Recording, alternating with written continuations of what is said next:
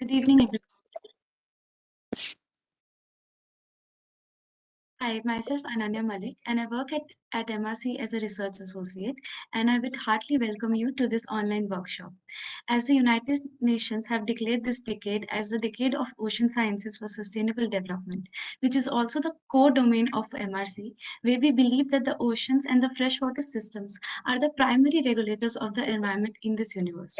Therefore, it gives me immense pleasure in welcoming all of you to this online workshop on the occasion of World Environment Day to encourage the young India to focus on UDA initiative for enhanced ocean consciousness and effective maritime governance, and with the purpose to provide a broad exposure to the innovative projects being driven by MRC under the UDA framework. I once again welcome all of you to this webinar, and I hope that you have great time ahead. Moving forward, I will like to invite Director Arnav Das to take the stage for the welcome address. So the floor is yours. Thank you, Ananya. I'll take a very short, make a small, short introduction. Thank you all for joining us. I think it is extremely important on the World Environment Day that we try and bring focus on the underwater domain. We all know the importance of the oceans and the underwater domain. As we work on the underwater domain, it is not only limited to the oceans, but also the freshwater systems. And as you can see, the underwater domain awareness framework, it focuses on the safe, secure, sustainable growth for all in the tropical waters of the Indian Ocean. So today we are going to showcase the different spectrum of projects that we undertake. Right, I mean, from technology to history and various, just to give you a flavor on the diversity that is required to build up something more meaningful. So I will not take too much time. I will now hand over to Sridhar Prabhuraman, who has been taking care of our backend of complete research and operations. So Sridhar, over to you, please. So, a very good afternoon to one and all. Thank you for joining us in this auspicious day. I'd like to take this opportunity to give a bit of a background on what work MRC has done and what we are focusing on in this particular year. And this year at MRC, we are focusing on basically projects that are involving noise estimation, noise mapping, basically to support the life underwater SDG 14 goals that we have. And in that sense, some of the projects that we, to give a bit of background on some of the projects that we are doing is three-dimensional shipping rated noise mapping, where we estimate what is the total amount of noise that is generated from the ships underwater, and then create a spatial temporal map of it. What spans from it is basically another one of the projects that one of the interns will be describing of AUV design and development for validating the spatial temporal map. Noise and vibration analysis onboard marine platforms is again something that we are looking at. And all of these projects are ones that we would also like to give contributions to our past interns. These are some of the projects that we have moved multiple stages in, and we are reaching the final stages now, where we are ready to create a product out of each of these, and we're looking forward to create an impactful product of every single one of these projects. And some others include projects such as area production yield analysis for shrimp and seaweed farming. We believe that these projects are extremely important, especially given this decade, where we are trying to understand what is the total, with the increase in the number of shipping and with the increase in the amount of export and import, we are trying to understand what is the overall impact that it is going to create on the economy, as the blue economy, the global economy, as well as the pollution, as well as for the marine environment. We're also proud of our most recent publications involving the ones where we use the use of neural network. We created a neural network model for acoustic transmission loss estimation, catered specifically for the Indian Ocean region, and we consider this to be an extremely important step forward, because this is one of a kind, first time being done project, where so far whatever people have used worldwide is a mathematical model that estimates the transmission loss, but that was linearly, in the sense that if there are, let's say, 1,000 sender receiver pairs, it's going to take a linear amount of time. The neural network based model that we have created is logarithmic, in the sense that irrespective of the quantity of the pairs, the amount of estimation time is reduce considerably, and this allows us to use it for further applications, which involves live estimation of transmission loss, which is extremely important for any kind of dynamic real-time estimation of signal to noise ratio for any purpose such as sonar deployment or any other aspects. We also be looking at projects that involve the impact of acoustic noise on divers, where we studied what is the overall impact of noise that is generated underwater, what is the impact on the health of divers, and we successfully published our work on the same. As I said, I believe that we believe that these projects would have a really good amount of impact in the current upcoming year or so, and we hope to create successful products out of each of these. Thank you.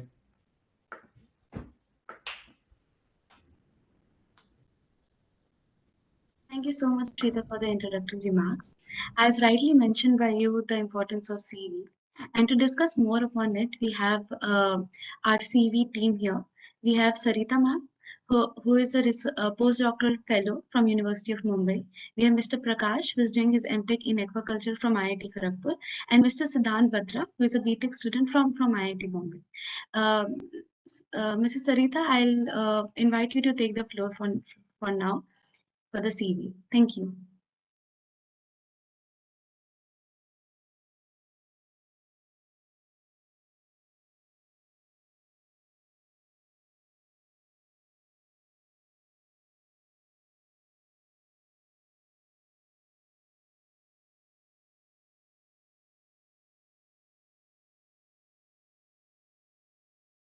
Sridhar, please unmute yourself. You're muted.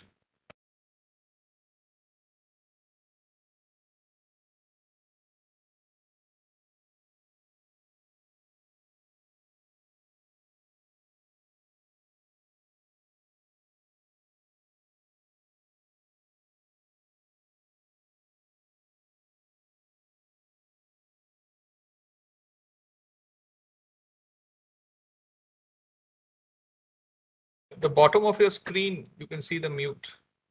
Yeah. Am I audible? Yeah. So good evening, one and all present here, and a very happy Environment Day to all of us. My name is Sarita Sanwar. I'm a PhD scholar in biotechnology from Mumbai University. I'm currently working as an intern with MRC on the seaweeds. So as we all know, seaweeds are known as the wonder plants of the sea. So my topic today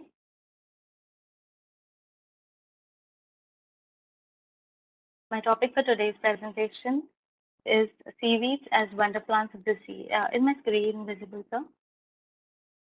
Kindly make it full screen. Yes, sir. Yeah, it's visible.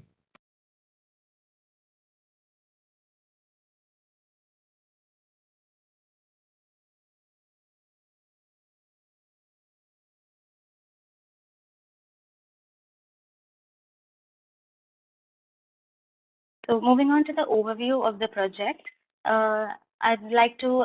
These are the points that we will be taking on in this presentation. The introduction as to what are seaweeds, their classification and distribution, and why seaweeds are important in this era. Also, what is the need for the research in India, and finally the objectives to be achieved by this study.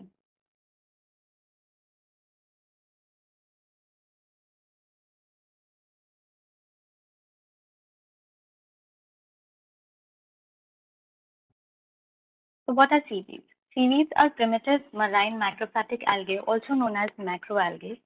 These are chlorophyll-containing organisms, therefore photosynthetic in nature.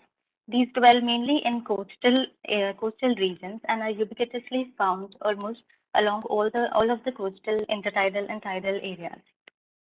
These are organisms that lack true root systems, then stems, leaves, and also vary vastly in size, shape, and color. These can be characterized on the basis of the pigments that are present. For example, the brown algae, also known as Ochrophyta or the Phaeophyceous species, the red algae known as Rhodophyta, and the green algae known as Chlorophyta. Now, from 25,000 to 30,000 species estimated in the ocean, about 844 species have been identified and deposited in various repositories from India. The characteristics of the seaweeds, if we talk about the red, brown, and the green, all of these seaweed species have chlorophyll pigment, which therefore they act as natural carbon traps, and they also help in scrubbing various excess nutrients like nitrogen, phosphates, and from the ocean and the fertilizers that have been dispensed. They are known as the sustainable alternative source of biofuel production of biofertilizers. They can also be used for animal feeds and supplements. They are rich sources of proteins, lipids, and dietary fibers. The vitamins, there are also resources in vitamins, for example, like vitamin A, K, and B12. They have huge amounts of trace elements also present. The bioactives of these seaweed species are find applications in various fields of agriculture, domestic, as well as industries. These are also known as the medicinal plants of the 21st century. Now, they have photoprotective characteristics that is important when we talk about the depleting ozone layer and the increasing UV rays that are penetrating in our atmosphere. They also have neuroprotective characteristics, wherein they have been tried and experimented to treat diseases like Alzheimer's and other neurodegenerative diseases. They are known to be anti-carcinogenic, antiviral, anti-obese, which is, I think, one of the major issue of this 21st century population, wherein people are just gaining weight, maybe due to the pandemic. And they also are effective in treatment and prevention of osteoporosis. These also have anti-inflammatory activity, which help in preparation of many pharmaceutical applications. The other applications that we find of seaweeds are in food, majorly for agar, carrageenan, for gelatin-based and gelling agents. Seaweeds are majorly used in India. They also are used as fertilizers or fertilizer additives to increase the fertility of the soil or manure preparation, etc. They are used as personal care in cosmetics. They are also used in the paint industries, in the textile industries. They can be fed to the animals and help in decreasing the methane expulsion. They are, as we have seen, they have a lot of pharmaceutical applications.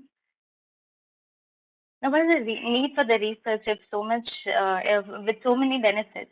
The main thing that India lacks is the demand to supply gap. To fill this demand to supply gap, we need to understand the distribution patterns of the seaweed species along the Indian coastline. The significance of alterations in the culturing parameters need to be studied, as the species-specific parameters differ from brown, green, as well as red algae. And if we can understand the culturing parameters and the effects of these alterations, then we can achieve this demand to supply gap. The last would be the absence of a comprehensive data interpretation tool. A data interpretation tool would help us in identifying and studying of the seaweed-specific data, which would be helpful and benefiting the various industries that will use the seaweed cultivation as per their needs. So the current study aims to enlist these numerous seaweed subspecies as according to their distribution. The second would be to understand the area-specific subspecies of the seaweeds, which would help us to carefully select and develop the appropriate area for seaweed cultivation in order to achieve maximum yield as well as growth. The third one would be to understand their potential applications in all the domains, for example, domestic, agricultural, industrial sectors, so as to understand the production and yield requirements of these individual sectors. The fourth one would be to develop a tool which would predict or provide real-time data or prior data which would be comprehensive with respect to any particular seaweed species that would be searched on the data to understand its growth potential in the particular area as well as its production. What would be the probable methodology? What would be the probable methodology to achieve these aims?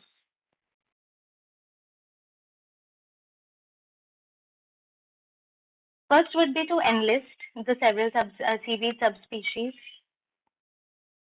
Then to find a prime location for the cultivation of the seaweed subspecies or the seaweed cultivation where they would achieve maximum growth, yield, and without hampering their natural life cycle, as well as not hampering the secondary byproducts that we would achieve from harvesting.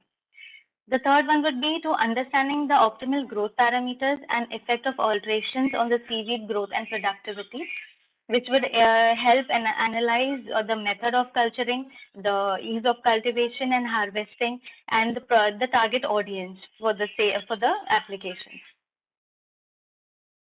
The last would be feeding the information that we develop from this into the tool that is developed, so that we can understand comprehensively if the seaweed species that a particular research or industrial sector tries or makes an effort to cultivate.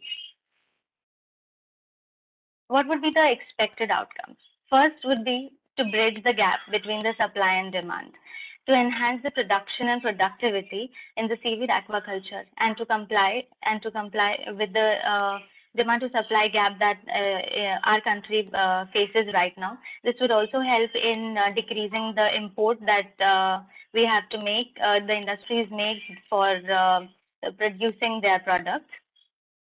The second would be to develop or innovate, have innovative cultivation techniques which would allow the sustainable management and conservation of seaweed for future development. The last would be a development of a multifarious database for this particular seaweed subspecies that would in return benefit the research community as well as industries. The research community would benefit by understanding the knowledge or having the knowledge where they can which seaweed subspecies would give the maximum production and productivity in which particular areas. Also, the industries would then know from where to obtain their raw materials, etc. These are my references. Thank you very much. This work was previously done, or I should say the pioneer of this work is Mr. Shlok, and I think he would be presenting his work today. The cultivation and culturing part would be taken up by Mr. Prakash, and the development of the tool, which is an important task, will be done by Mr. Siddharth. Thank you all.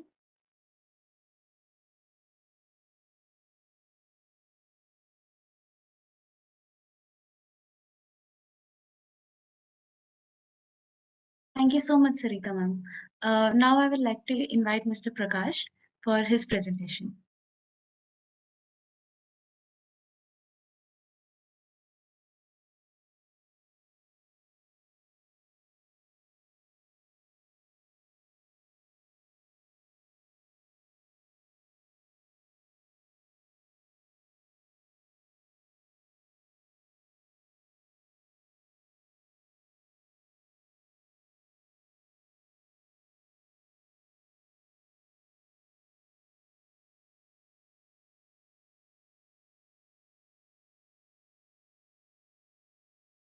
Prakash, please turn on your audio.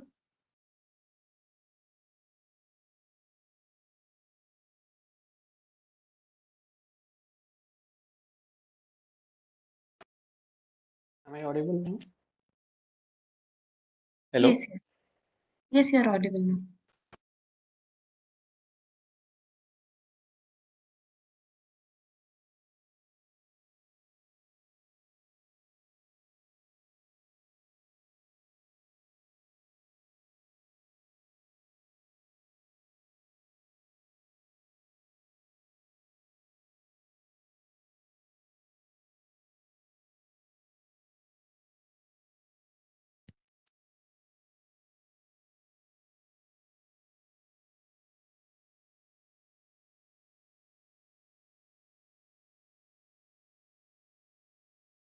Just a second, my lap got hang.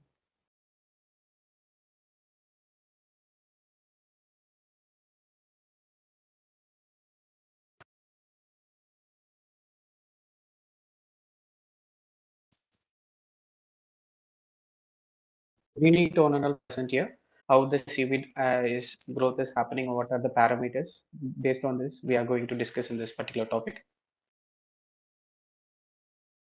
This is basically what we are going to deal for the next few minutes.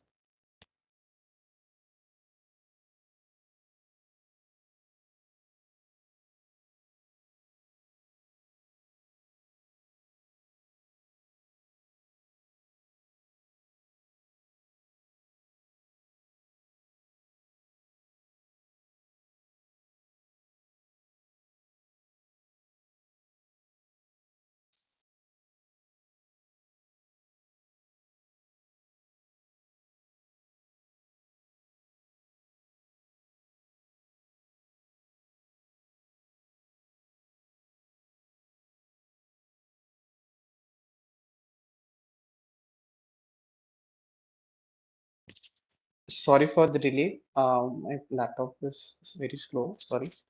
Uh, the flow of the presentation, this we are going to deal with the introduction and what is the current status of India in global seaweed production, what are the various culture methods in India that we are following, and why it is important to understand the growth parameters, and what are the generalized ideal conditions, what are the generalized parameters that we are following in India for the culture of seaweed, and who are all the beneficiaries who are all going to benefit from this project, and what are the things that we are going to address in this project.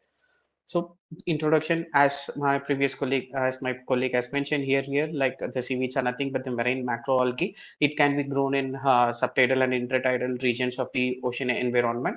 So there are basically three seaweeds available, which we have heard here. So currently in the world, the seaweed industry provides various of product that estimated a total value of about US dollars of $5.5 billion to $6 billion. So in India, there are about 46 seaweed-based industries, but it is not functioning up to its functionality, up to its full optimization because of the uh, shortage in raw materials that we are facing right now. And this is the objective of the study. So my project basically aims with all the environmental and hydrodynamic parameters on the growth of seaweed, how it affects the growth of the seaweed, and for what parameter we should give importance to it. So coming up with the India status in global aquaculture status, like global seaweed production. In the year 2019, the contribution of Asia in the global seaweed production is around 97.38%. Like of the out of that 97.38%, the India's along with major other 7 countries contribution is 0.12% only. But we can see that even though India is having a vast coastline of about 7,517 kilometers, but its production is very much less. We are not utilizing its full potential to make up the economy of India to grow bigger. So this data shows us that thing. Like, and the next thing is India nearly produces about 20,040 tons of seaweed every year, which an annual turnover of rupees 200 crores. But the sad thing is this 20,040 metric tons wet weight of this seaweed does not even contribute 1% of the global seaweed production. And this picture here tells us about what are the various locations we can have culture of the seaweed. They have identified it from the survey conducted by CMFRA, ICAR, CMFRA at Kochi. They have identified these locations. They have given it latitude and longitude of all the locations for all the 9 maritime states of India. So they have identified around 23,970 hectares of area for seaweed farming in Indian coast. And I would say like these are the possible reasons for the less seaweed production in India. What the first thing is lack of knowledge. Like the people, even though they are not even understanding what is it, and the next thing is the lack of research in inadequate marine spatial plans, like where to do the seaweed cultivation, what exactly it requires. These things are lacking for the people, and improper implementation strategy, because we should not implement the seaweed production in the rough weather. If it is rough weather, how much anchorage should be provided, what is the type of anchorage we should provide it for the culture system, we have to take care of that. So that also leads to less biomass production and for the less production of seaweed, and unawareness or public unawareness and challenges in getting the wild seaweed.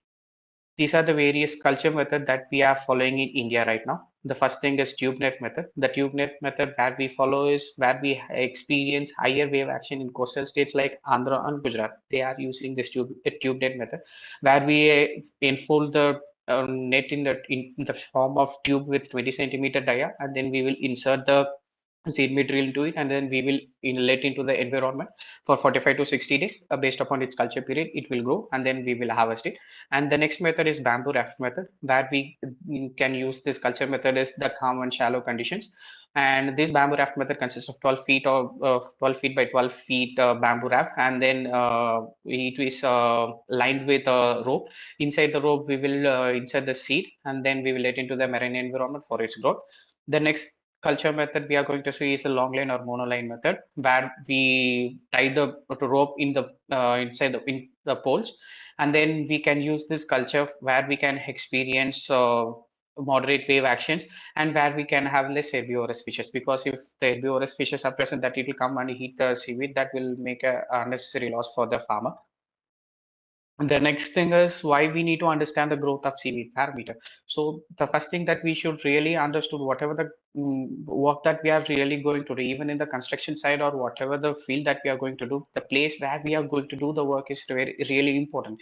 So that makes us to think about the site selection parameter. So in this part also, site selection plays an important role in any success of commercial farming activity. So why? Because it significantly influences the economic return and viability of the farming system. For the good biomass production and for good economic return, the site selection and better understanding of the growth parameters is really important, so that all the farmers and whoever is growing the seaweed for their commercial activity, for their welfare of the, for example, in India, fisherwomen are doing this. Like government of India is boosting the fisherwomen to do this activity.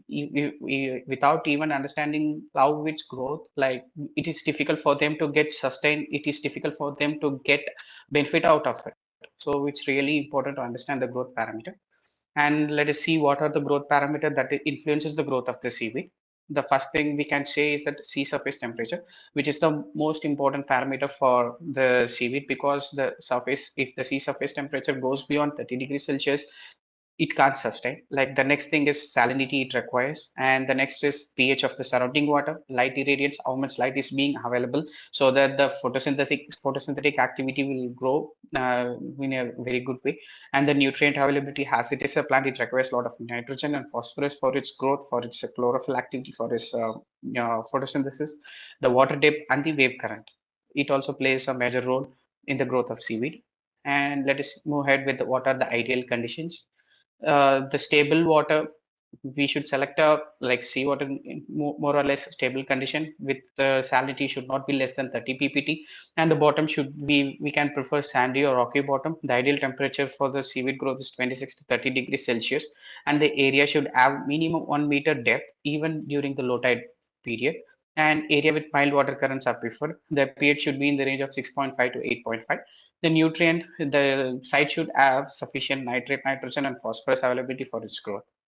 And these are the various things that we are forced to address right now, because innovation is required in the field of seeding technology. As we are getting the seed from the wild, if we do that in a periodically thing, like the wild species will get extincted in a very sooner. So we should not do that. We should have some innovation in the seeding technology, like in hatchery of this seaweed.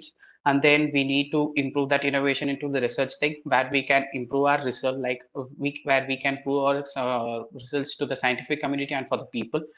And then we will approach the financial institutions so that they will give support for the farmers and entrepreneurs whoever is taking up for the seaweed cultivation.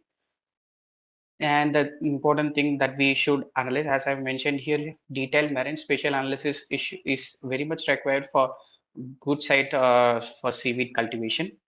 And these are some of the impacts that I found out by reading the literature.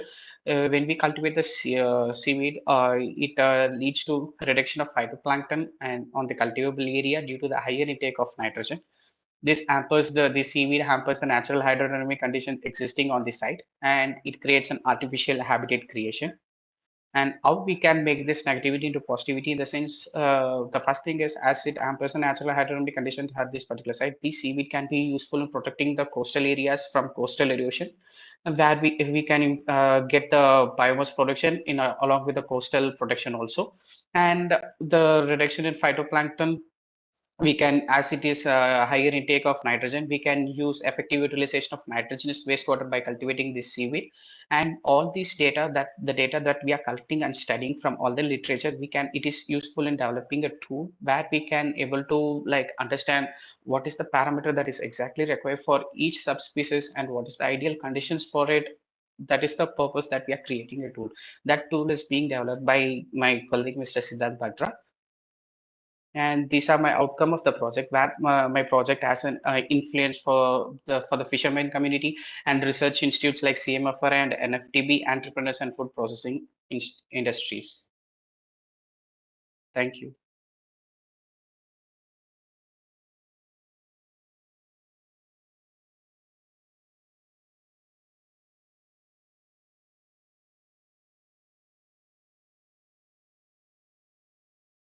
Thank you so much, Prakash.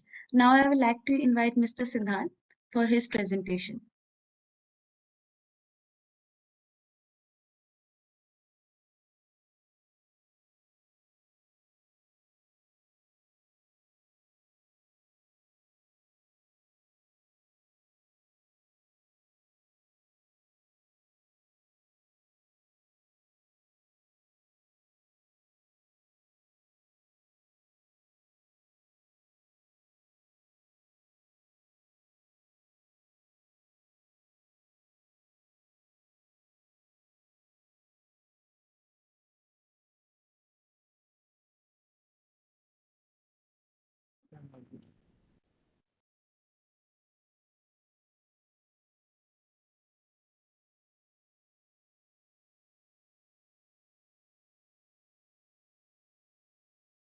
Good evening, everyone. I am Sridhar Prabhuraman. I am pursuing BTech in Electrical Engineering at IIT Bombay. Currently, a summer intern at MRC.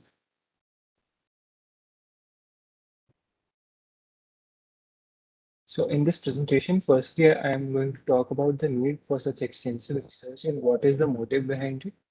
Then we will have a look at the state of blue economy in India and what impact does the project have on it. Going ahead, I will be explaining the title of my presentation and how the tool we are developing affects Indian mariculture industry as a whole. Finally, I will forward it to Shlok, who will demonstrate the tool, the work done so far. Before even beginning to talk about having an impact on something of national importance, it is very important to have your homework Siddharth, done. sorry to interrupt you in between. Your slide notes are visible, so we are not able to view the slide properly. Oh, okay.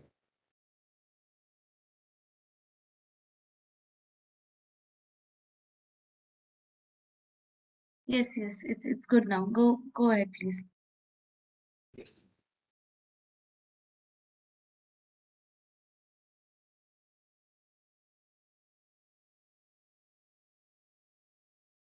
Just a second.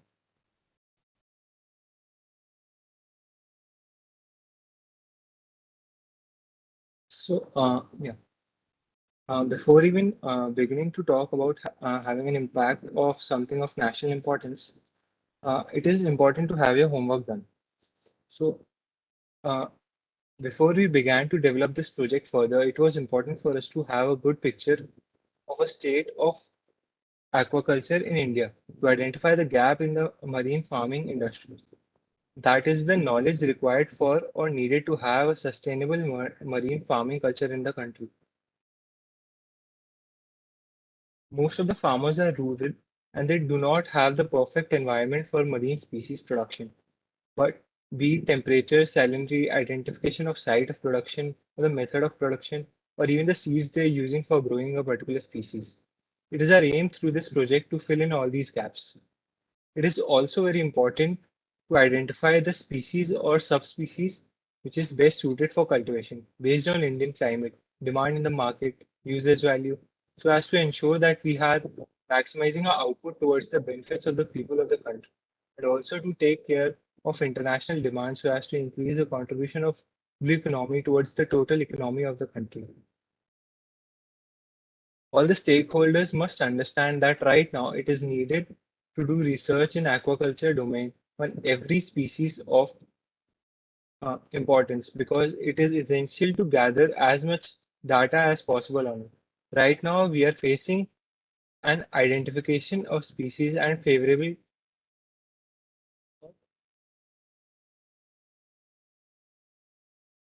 Right now, we are focusing on identification of species and favorable conditions for production, but we must expand our domain to disease management and improve the feed and seed quality as well.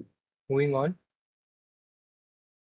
Yeah. Blue signifies the use of water or oceanic resources for the purpose of economic growth.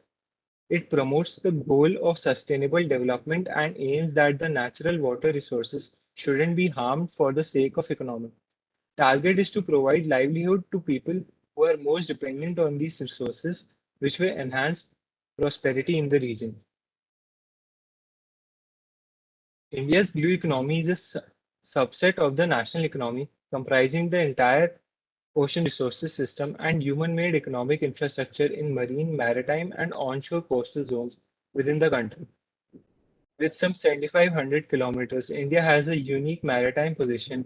9 of its 29 states are coastal, and its geography includes around 1,400 islands. There are nearly 200 ports, and including 12 major ports that handle approximately 1,400 million tons of cargo each. Besides, India's exclusive economic zone of over 2 million square kilometers has a bounty of living and non-living resources with significant recoverable resources such as crude oil and natural gas. Also, the coastal economy sustains over 4 million fisherfolk and coastal communities. The Indian Ocean region is abundant with resources, particularly in the sectors of fisheries, aquaculture, ocean energy, seaweed mining, and minerals. Among these resources, fisheries and minerals are most commercially viable industries. Commercial fisheries sustain the livelihoods of more than 38 million people worldwide, and this fact gives us a good idea of its importance. So now I'll be talking about the APY tool. The APY tool developed by us predicts feasibility with respect to growth of concerned species at a farming site and also to analyze the trends of the area production and yield for marine species of commercial importance in India. Based on the farming conditions, it also suggests policies, interventions for farmers for smooth and efficient running of the farm. As you can see in the glimpse of the tool added to the slide.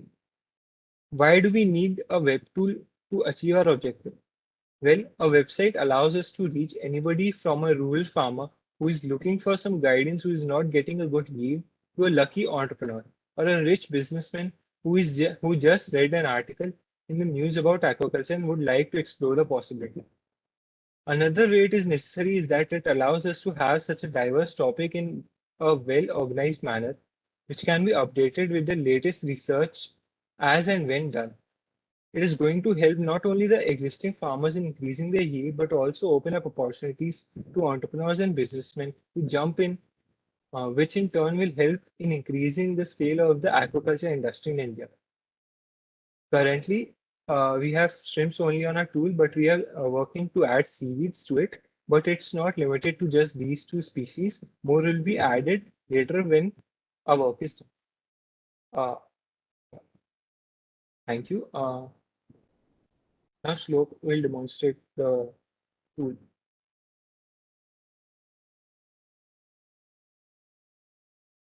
you, Siddharth, for mentioning about the tool and the uses of it. And good evening, everyone. First of all, apologies for I'm not able to turn on my camera due to some technical issue.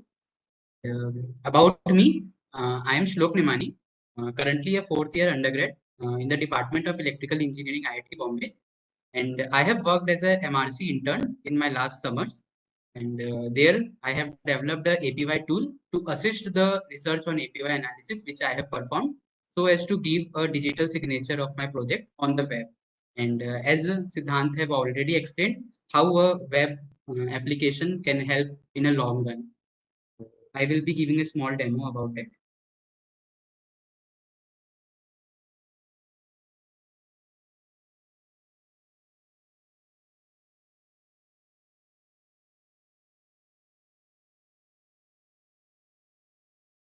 Can anyone confirm whether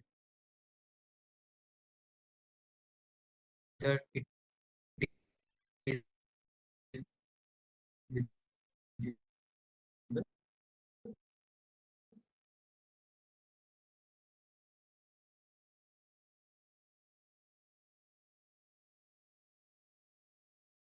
You're not audible, Shlok.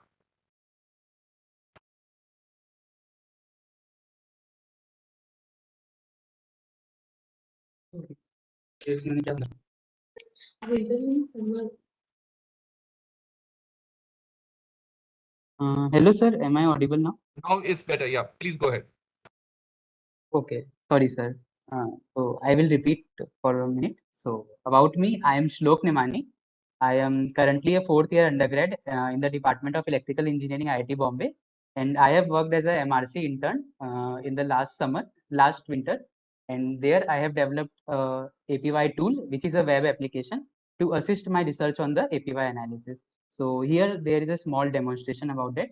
So there it starts with the compute tool, and on the first page, on the index page, it mentions about the two domains and the two paradigms which I have included in my research. The first is the production trends, the APY trends, and the second is the yield parameter relationship. So the yield parameter relationship was the one where we have to develop the model, and here there is some theory about that, how we achieved the goal. So let's go to the tool. There we have two organisms, shrimps as well as seaweeds. So the idea was to classify both as a different species and to get the own set of parameters for each of them. So let's start with the shrimps first. Okay, so let's say if we talk about shrimp, so this is a most common shrimp species in Indian Ocean region. So let's say these are the parameters in the green boxes you can see. So these are the parameters which are important to determine the shrimp growth. Let's say the temperature currently might be, we are seeing nowadays the temperatures are increasing. So above optimal, we will be taking around 30. And for say the stocking density usually lies around 50, so we can take around 40. The salinity of brackish water we can get up to 20 ppt. The water pH, the nominal water pH by the farmers should be around 9. We are taking it as a 8. The feed quality, so this is a qualitative term which we have described as a what quality of feed we are taking. So let's say it's on the range of 0 to 1, it's about 0.9, which shows a good quality feed. Days of culture for L1MI, it is around 125. We can take 125 to 130. The feed quantity, we can take around 100 kilogram per hectare. So now it's computing. Let's check the result. Yeah, so this shows that the final weight of the shrimp. So all this computation is done in the backend. We get the results in our hand that shrimp weight after whole cultivation is around 20 grams or 19.5 grams, which is an optimal value. The optimal value for L1MI is around 21. So yeah, it's very close to that. So that means if farmer uses this all parameters in his farm, he is able to get good quality results or good quality yield from his farm. Total biomass would be around 728 grams per meter square. So in a hectare, it would be around 728 tons. That's about the shrimp. So this is the whole report about the shrimp farm. Similar can be done for a seaweed farm. These are the parameters for seaweed. And since the whole presentation for today was about seaweed, how they are sustainable. So let's say about seaweed too. We take the same range of parameters, about 5 kg per meter square. Let's say around 60 days of culture. The Saki depth means the transparency of the water. Let's say around 1 should work. Water depth means how deeper the seaweeds are grown. Let's say 2 meter. And the light intensity, because sunlight helps in photosynthesis. Let's say around 200 should work.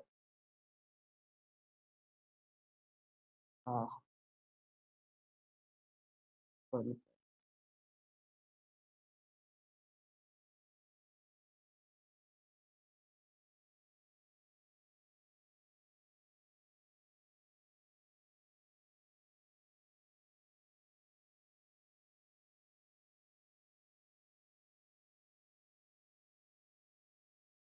So like there might be some technical issue in the virtual environment, but yeah, both things work in the same way about how the linear regression is modeled.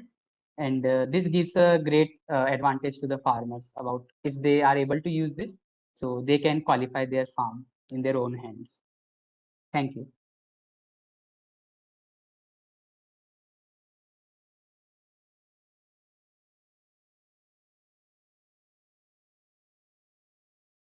Thank you so much, Shlok. Now we have presentations on EUV design and development by two of our interns from IIT Bombay, Mr. Harsh and Mr. Sharad. And then we have Mr. Atharv Nagar from VIT Pune on noise and vibration analysis. Mr. Harsh, kindly present your work now.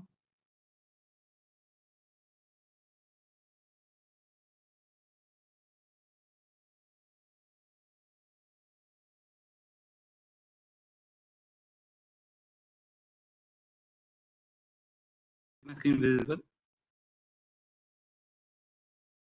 Yes, it is. Yeah. Hello, good evening, all of you. Myself, Harsh Kumar, and I am a undergrad student at IIT Bombay.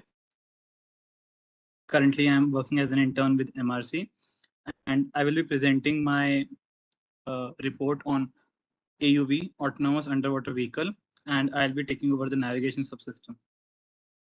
So the entire presentation will be following this timeline. First of all, I'll cover that what is ambient noise and why are we working for. And then we have some form of work done by MRC and what we plan to do, the navigation subsystem and the research areas. So first of all, what is underwater ambient noise? So in this image, you can see that there are a lot of sources from which noise is produced underwater. Sometimes there are marine animals, there are ship noises, there are noises by weather, wind farms, and many more things. So underwater noise can come from various resources and it depends on depth, time, and also with respect to location. But when we talk about the ambient noise, we exclude all forms of self noise that the detector is having, or the current flow, or the electrical noise we have due to various equipments, and the noise due to marine life. So ambient noise is a sort of the residual noise that is being left out by excluding all these types of noise. Now the question is, why work on validating ambient noise? So effective spatio-temporal mapping of low frequency ambient noise has great relevance in both military and non-military applications. And as I talk about military, I remember that what Alfred Thayer had once said, that whoever controls the Indian Ocean will dominate most of Asia. So such is the importance of mapping and having a good validation of the Indian Ocean and naval for naval purposes. Also for the non-military applications, we have environment regulators, disaster management authorities, and much more. Moreover, we have signal to noise ratio that is being measured for instruments. So it is a parameter of checking that how good marine instruments are working on. And also to detect sounds of submarines or echo from targets, we need to have a good mapping of what the ambient noise is, because the echoes surpassing that ambient noise, that only will be mapped. So MRC has been doing some exceptional work as far as underwater domain awareness is concerned. So we have Sridhar sir, who had already worked on low frequency ambient noise mapping in the Indian Ocean region, and he had developed some good 2D maps. Also, we had Sarthak Raj, one of the former interns at Maritime Research Centre.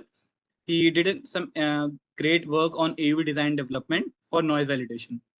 Now, what we aim is that we wish to bring both these projects together and collaborate them to make a AUV prototype for validating spatio-temporal low-frequency ambient noise as a 3D graph. I'll cover more of it now. So here is what we plan to do.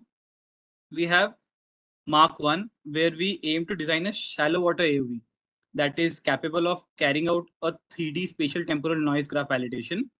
So as we know, at different depths, there are different requirements for the AUV to cover. So we'll be taking care initially for our first prototype, depth up to about 20 meters. The AUV in its design process, we are keeping in mind the different temperature conditions of Indian waters, because there have been instances when sensors and methods have been used from previous research and temperature conditions were not kept in mind, which led to the failure, or considerations being ignored led to inaccuracies in the report. And we'll be carrying out all the stimulations using ROS and Gazebo for the initial phase. Once we are done with that, we'll go for the deployment and have the prototype being tested in a physical environment. Next, we have the navigation subsystem. So I'm mainly focusing on the navigation subsystem. So navigation is a very crucial part of an AUV. This is what makes an AUV autonomous. So there are mainly three types of navigation. First is inertial or dead reckoning navigation. So in this, we use accelerometers or gyroscopes to get accuracies about where the AUV currently is. But there's a basic intricacy with it, basic error, that is when we have the speed of the waves moving, it gives a false value to the accelerometer, and over time this error grows on, and we get a wrong location of the AUV. So this method has this disadvantage, hence it is being used a bit less. Then we have acoustic navigation. Acoustic waves travel much better than other waves underwater and are widely used because the time gap we have from the wave sent and the wave received, it gives us a good estimate of how far the object is, and they are being widely used for this very purpose. We have geophysical navigation too. So geophysical navigation requires external environment information. So it is carried out with the help of sensors that are capable of detecting and identifying some environmental features. Like geophysical navigation can involve magnetic or gravitational fields detection. It creates sort of a GPS map underwater. So if we combine geophysical navigation with inertial or dead reckoning method, then they both can work really well. And they are being deployed in some of the systems, as we say. Next, we have search patterns. Like when we talk about navigation in particular, navigation is pretty complex, but when we make a prototype that is very basic, and we already have a good knowledge about what sort of obstacles we have, or there are very few obstacles. So search patterns can be an efficient method to quickly do a search and complete the project and come back without any computational cost, etc. So there are three main search patterns that are being used for AUVs. First is the spirals pattern. It is the traditional spirals we see here in the figure. The AUV moves in spirals, and this method is good when the complete area needs to be covered in minimum amount of time, and in a single sweep we need to do the search. So this is a basic one. Then we have the lawnmower method. It is similar to what we see in our homes, that how we move the mower in straight lines and then turn 180 degrees. The important thing to keep in mind here is that the number of turns actually decide that how efficiently we are covering the area. So we need to take care of that, and using diameter function, we calculate the optimal number of turns and how we can move forward with it. Last but not least, we have the Zamboni pattern. So it gets its name from the machines used to resurface the ice in hockey arenas. So as we see here in the photograph, the image, first we'll move on the black line. After we complete a round, then we'll move on the blue line, then the red, and then the green line. So by using this method, we get to move on the corners. Like for the black pattern, the corner here, when we move for the blue or red one, it will be covered once again. So the areas of the corners that were being ignored in the lawnmower method are covered in the Zamboni method. So it is much more effective, and it is suitable to cover the arena completely and efficiently. Lastly, what we are currently working on exploring more, first of all, is to find an optimal search pattern, keeping in mind the depth, that is 20 meters to 50 meters approximately, and the sensors that we are using.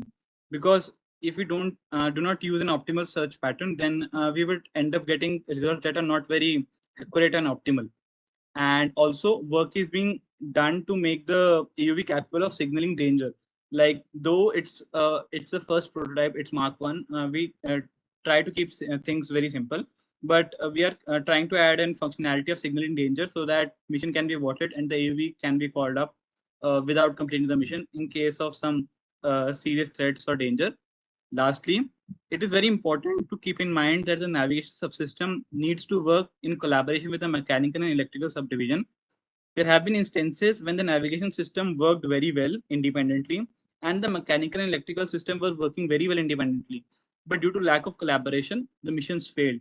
So I and Sharath are working collaboratively and trying to figure out that no missing point is left as far as communication between the two subsystems are concerned. Lastly, to finish, I would like to quote what Sir Isaac Newton had said: "If I have seen farther than others, it is by standing upon the shoulder of giants," because we have benefited greatly from the research of the MRC team. They have done some exceptional work, and also from researchers all over the world. So that is what we are building upon. That will be all from my side. Thank you.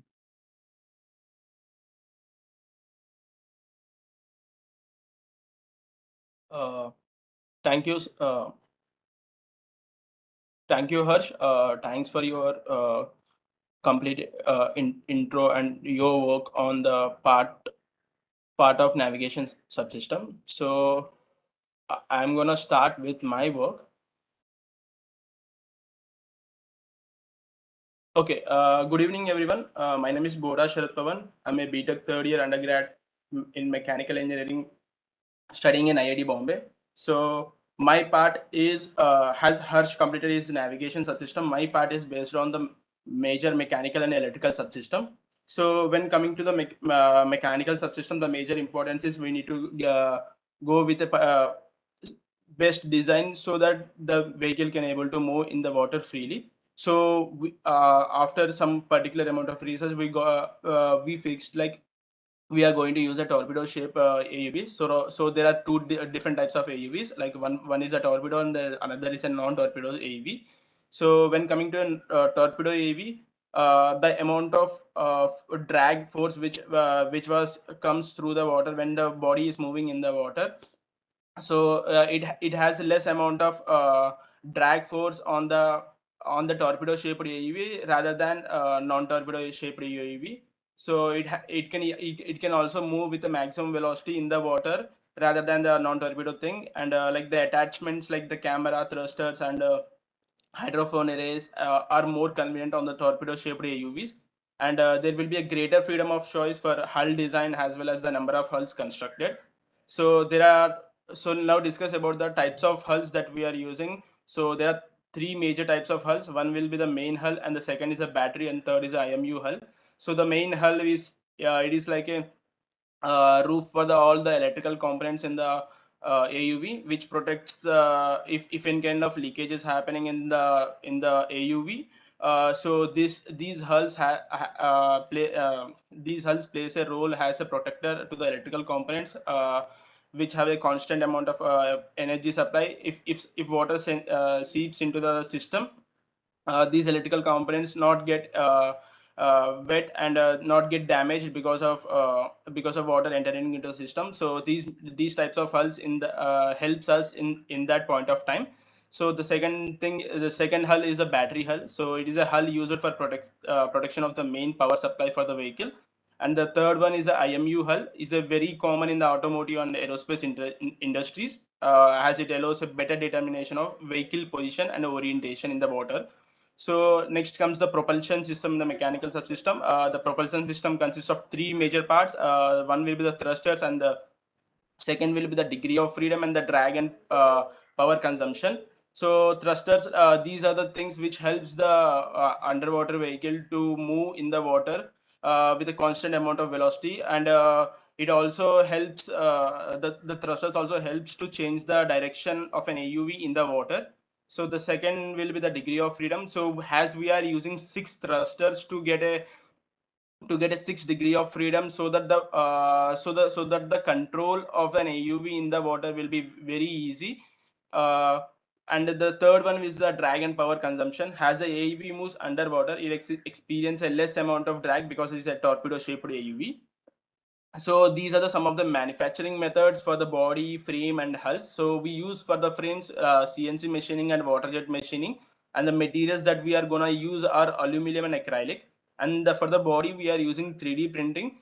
It's an efficient and better manufacturing method, and the material that we are using are aluminum. And for the hulls, we are again using the 3D printer, and the materials that we are using like aluminum 5052 and Teflon. So after manufacturing each and everything, the major part plays is a waterproofing thing. So waterproofing is the most crucial aspect of the hull design.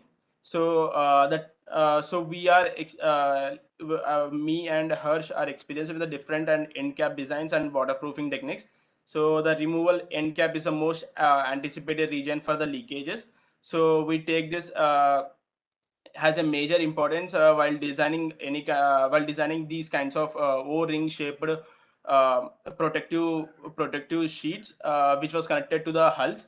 So we use a O-ring rubber based with grooves for the same, and the O-rings is mechanically squeezed between the two surfaces to seize the passage of any liquid into the hulls.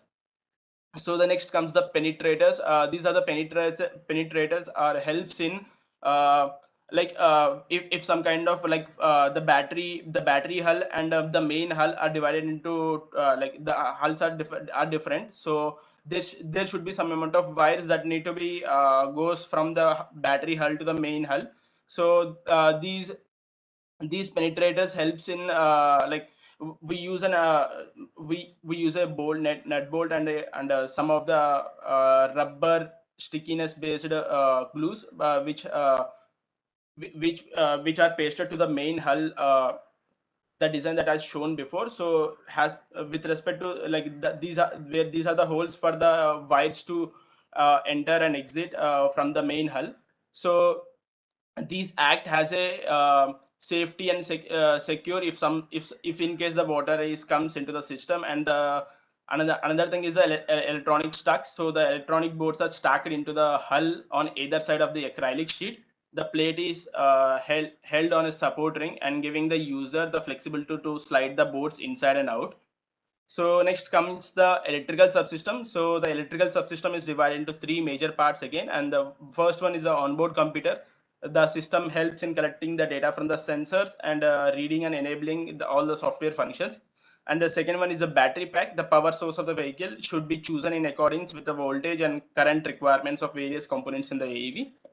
And the third one is the electrical stack.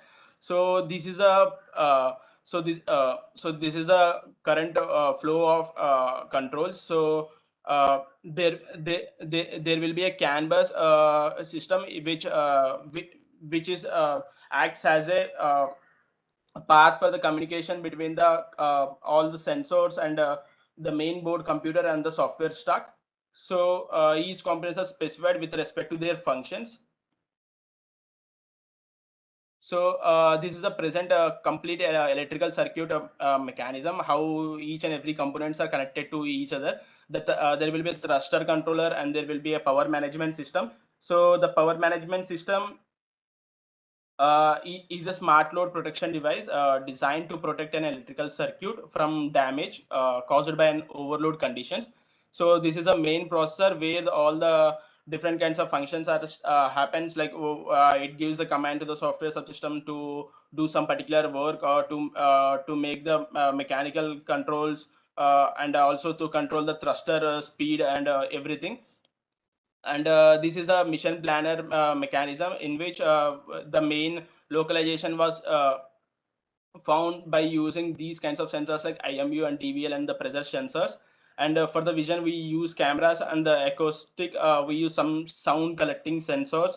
There are different kinds of sound collecting sensors. So the acoustic signals will go to the control system, as we presently using the Mark 1, which has a fixed path. So we don't go autonomously. For that purposes, the navigation system is also fixed. uh, so this is a flow chart of a sound sensor. In the sound sensor, there are different kinds of noises comes in the ocean. So to filter that, we use second order band pass filters. So these filters have we can fix the capacitance resistance values to a fixed limit to get to collect the data of particular frequency related sounds.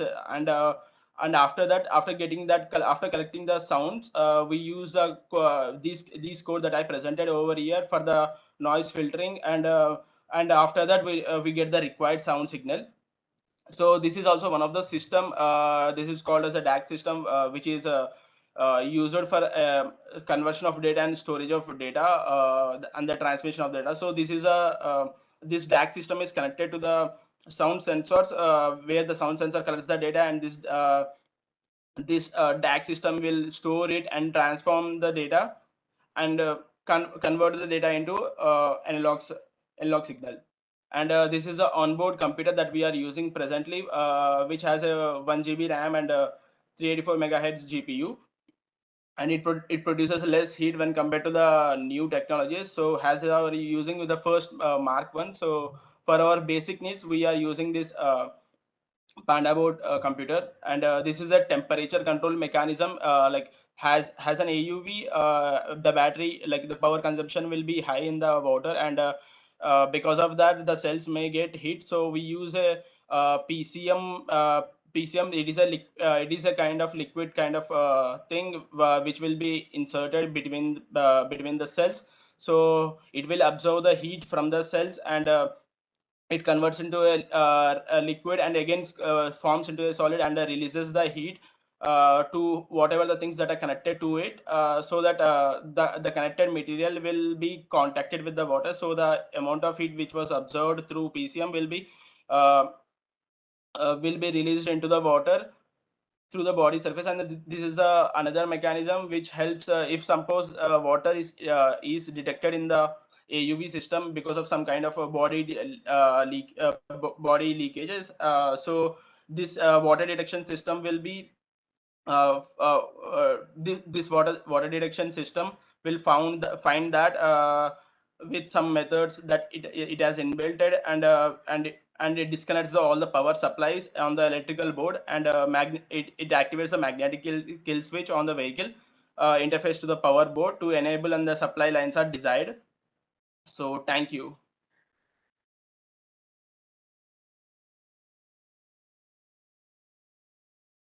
Thank you so much, Sarat. We also have our previous intern from IIT Bombay who has worked in AUV design. Sarthak Raj is here. Sarthak, you may please take the stage now. Uh, Good evening to everybody. I'm Sarthak. I interned previously at MRC in the winter, and I think Sharath and Harsh have very aptly explained the project that they have taken on, which I worked on. But I'd just like to sum it up and just tell you more about the general approach that we're taking for the project. So please tell me when my screen is visible. Yes, it's visible now. Yeah. So as they spoke about underwater ambient noise, I would just like to quickly go over how the project is taken about. So uh, first of all, it's important that we design a system to acquire and validate the data that, about underwater ambient noise, and for that reason, we go for AUVs. Now, AUVs have provide great advantages over traditional methods like human divers, boats, or even ROVs, because they are not tethered and they are autonomous, so they can reach depths which would otherwise be dangerous for humans. Uh, Generally speaking, AUEs have three stacks that they work on. So that is the mechanical subsystem, the electrical subsystem, and the software subsystem. Sharath has explained in great detail about the mechanical and the electrical subsystem, whereas Harsh has gone over the software subsystem. This is about the general design of the AUV, but of course we want our AUV to be able to measure noise. So for that, we need to design a noise measurement system, which needs to take into account the self noise that is generated by the AUV through the body itself, or through electrical currents, or through the noise due to the hydrophone. All of that is then all of that data is then acquired, and through a process of data cleaning, analysis, and representation, it is made available for comparison in case we want to display that data, or we want to validate existing theoretical data. Uh, that's pretty much it from my side. Thank you. Thank you so much, Sarthak, for summing it up. Now we have Mr. Athar, who is from VIT Pune, to present our noise and vibration analysis on board marine platforms. Please take the stage. Thank you, Ananya. I'm just sharing my screen. Please let me know when the presentation is visible.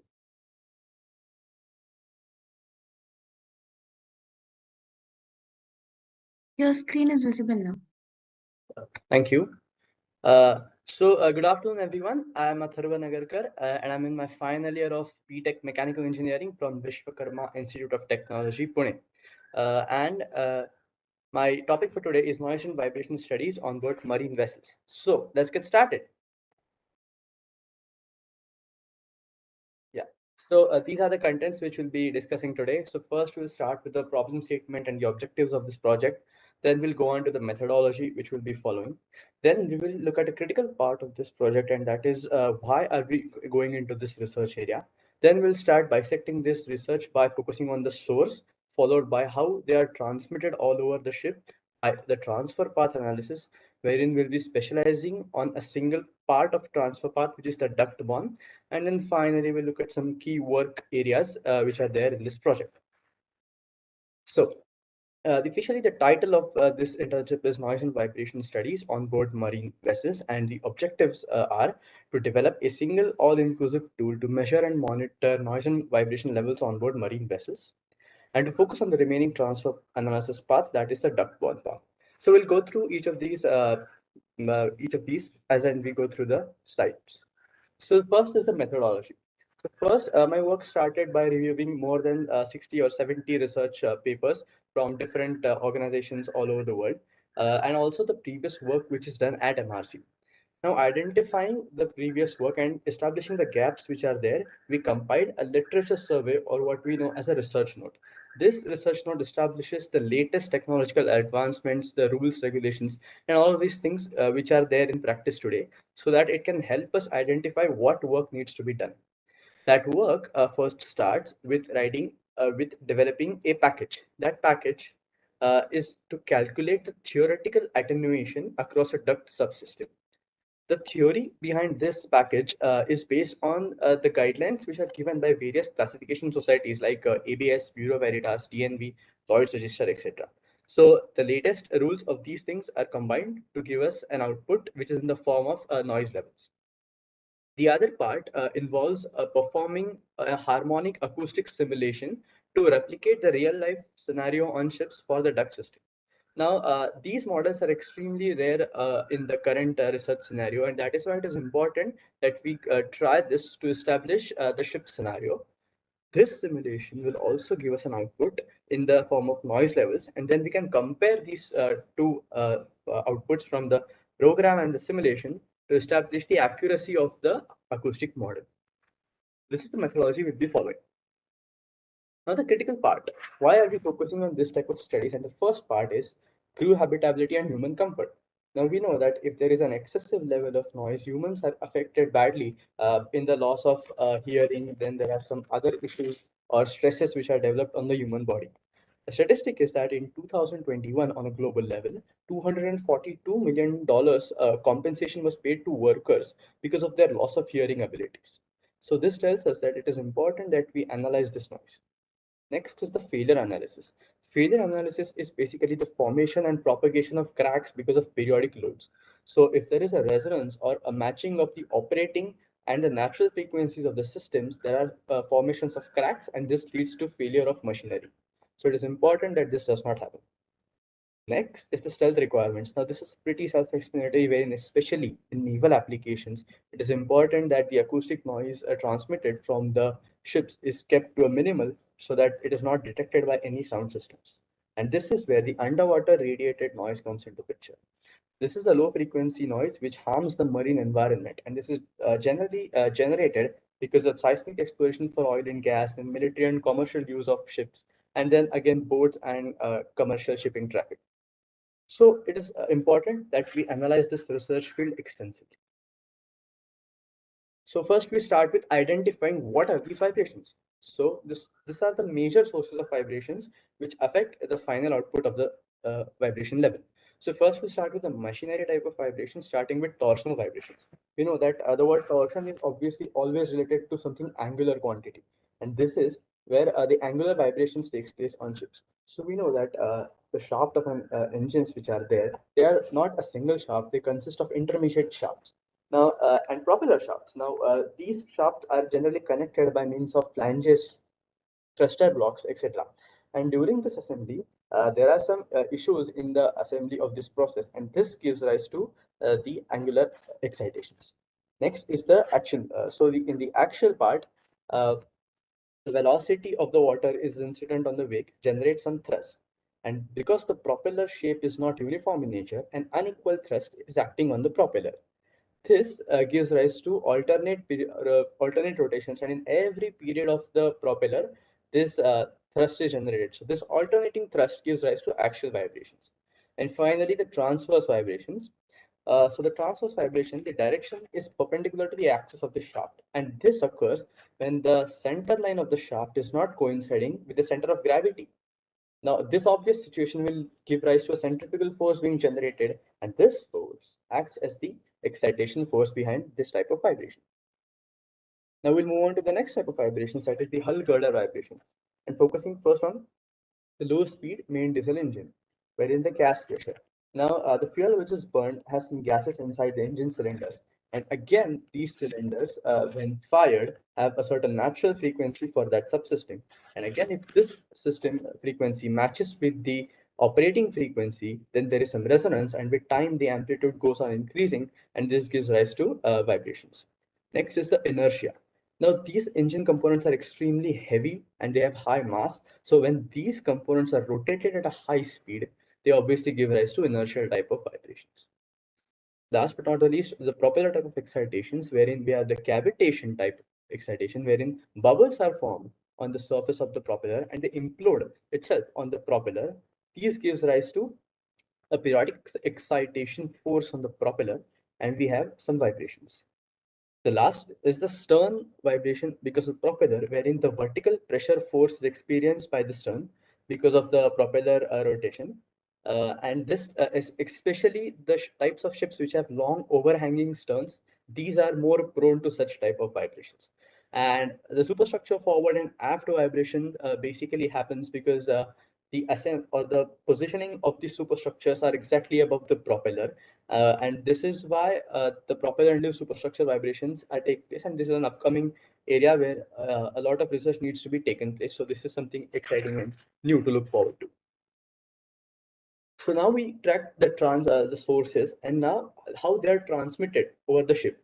That is where the TPA or transmission or transfer path analysis comes into picture. Now we know that for a thing to be transmitted, it can be transmitted from a source to a receiver by following a source path receiver model in 4 ways. These are airborne, structure-borne, duct-borne, and fluid-borne. Now, let me establish that the fluid-borne path is not a very substantial or it does not contribute much to the final vibration level. And that is why for the ships which are under consideration here, they are generally ignored. For airborne path, we know that from the casings of machinery, noise is transmitted to the air. But since they have a very high attenuation, this type of vibrations impact a small area around the source. The structure borne, however, affect a large area because they are transmitted through various blocks such as structures, intersections, foundations, mountings, etc. And that is why they impact a high level of, they have a low attenuation over the distance. These two types of vibrations have been researched on extensively at MRC by Onkar Randal and Yashwant Tupil. That is why I will be focusing on the remaining transfer path, that is the duct-borne transfer path. So let's look at it.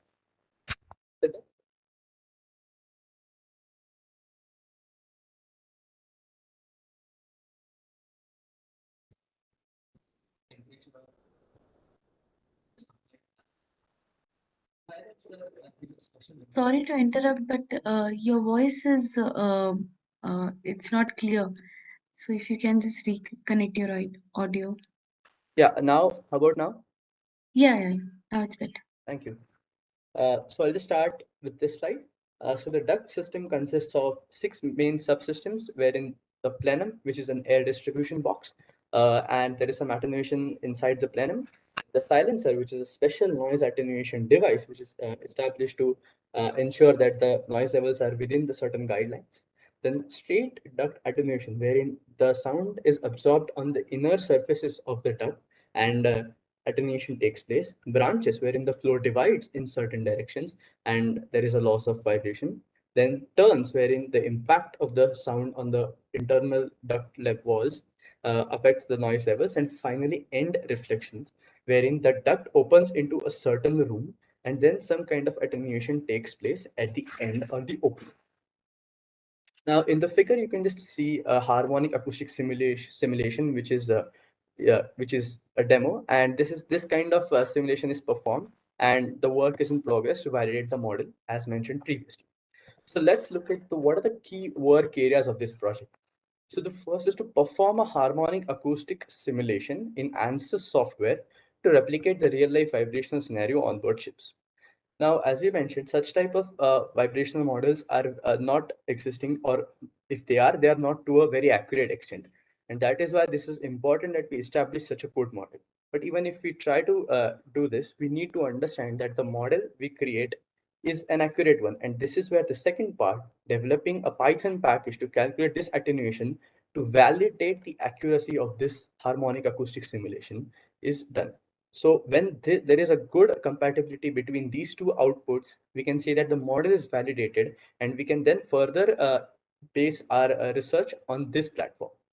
And finally, we have to standardize and compile the different vibration measurement techniques to establish a software tool to measure and monitor these vibration levels, because there are certain guidelines, protocols, rules, and regulations, and we need to maintain a noise and vibration within some limits at each individual locations on the ship.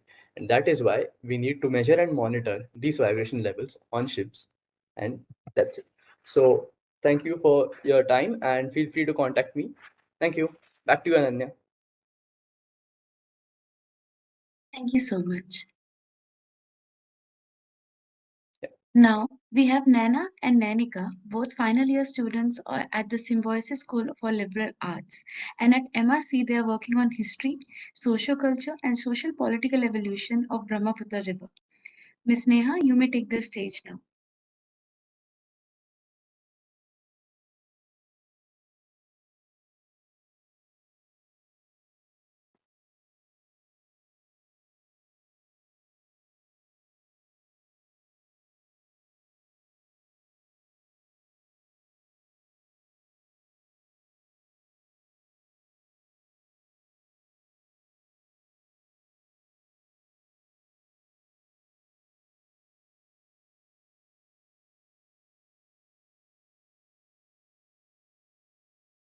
Hi, are you able to see my screen?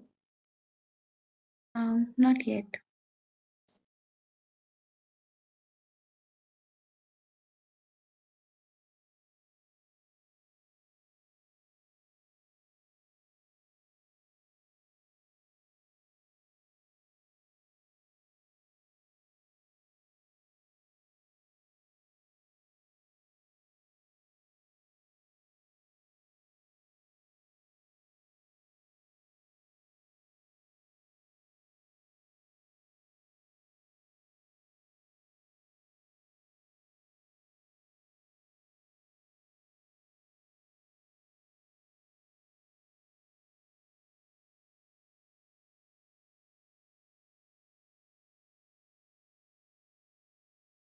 Hi, I'm so sorry. I don't know why it doesn't seem to be allowing me to present, but Naonika will just share her screen in a second and I'll have my presentation pulled up on her through her laptop.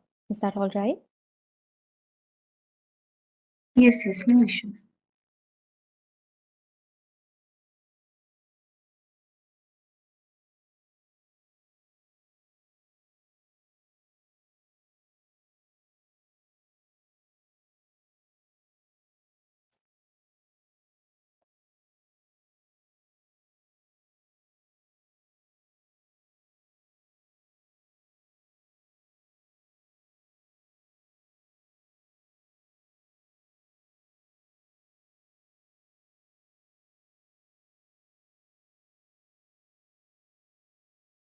Good evening.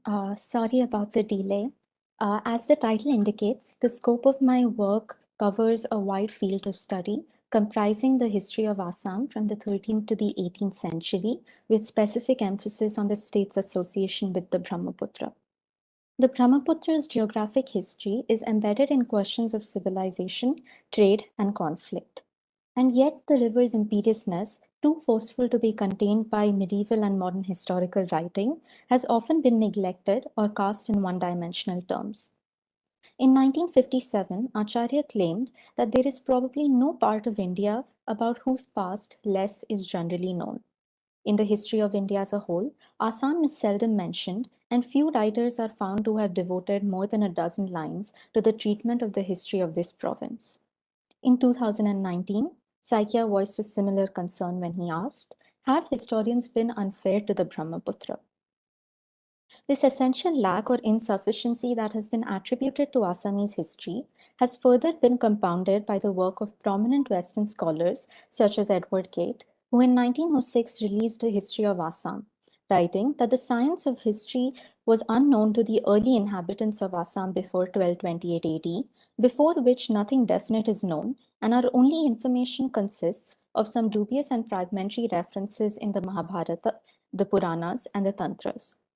To what extent are either of these claims true, and how might we verify the veracity of consequent investigative efforts? Next slide, please. In this study, I am characterizing the Brahmaputra as natural as well as historically produced with reference to its geological and cultural forms.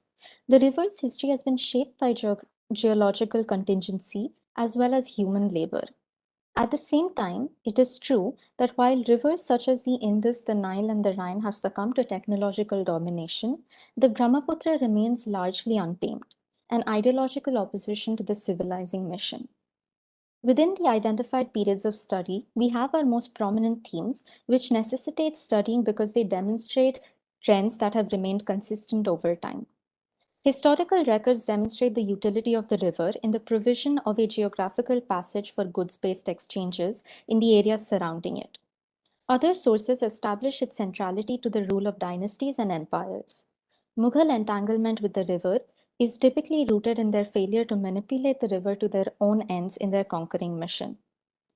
Colonial discourse cites the harnessing of the Brahmaputra for wealth drains, particularly through the tea industry and the cultivation of jute. Finally, this study is carried out using a post-colonial approach, rooted, of course, in the historical discipline. Next slide, please.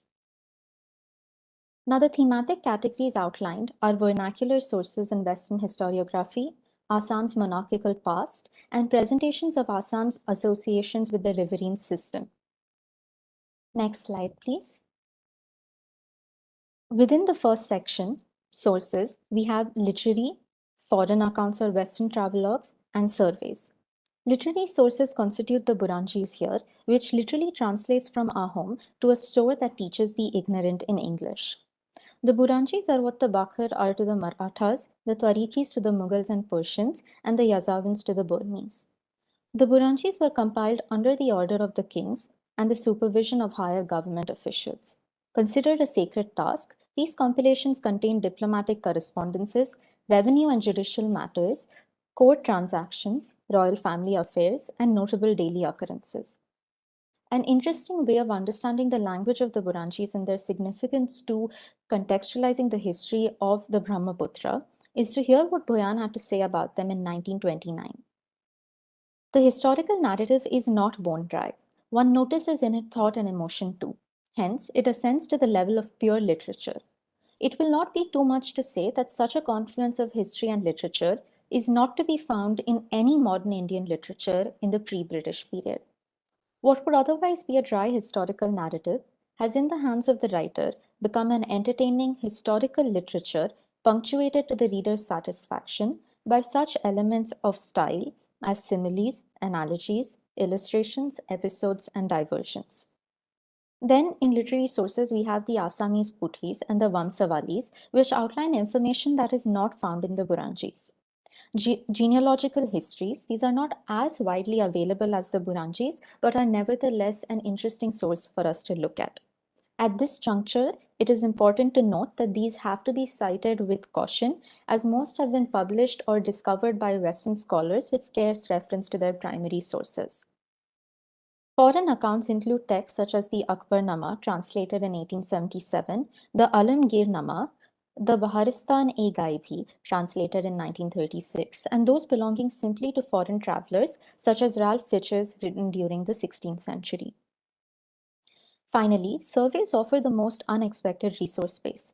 As Kohn argued, the conquest of India was a conquest of knowledge. During the period of 1770 to 1820, the English learned Indian languages, developed pedagogical and scholarly apparatus, and began the task of codifying. In 1784, Warren Hastings explained the real purpose of surveying natives. Every accumulation of knowledge, and especially such as is obtained by social communication, with people over whom we exercise dominion, founded on the right to conquest, he said, is useful to the state. Literary sources, therefore, provide us with the state's monarchical past as well as its colonial administration. At the same time, a comprehensive study of the Brahmaputra requires a look at how the Brahmaputra facilitated, undermined, and influenced kinship in the region. This, in some ways, is the deliberate humanization of our historical sources, otherwise cultural history, enabling a more comprehensive and subaltern reconstruction of Assamese history. Furthermore, it paves the way for gendered and contemporized readings of these histories, although I will elucidate upon this point later. Next slide, please. Early human history records the role of the river as a geographical passage for the exchange of goods produced in the floodplains, hills, and remote areas surrounding the Brahmaputra. We may broadly understand the periods of study taken here as being politicized under certain dynasties and empires.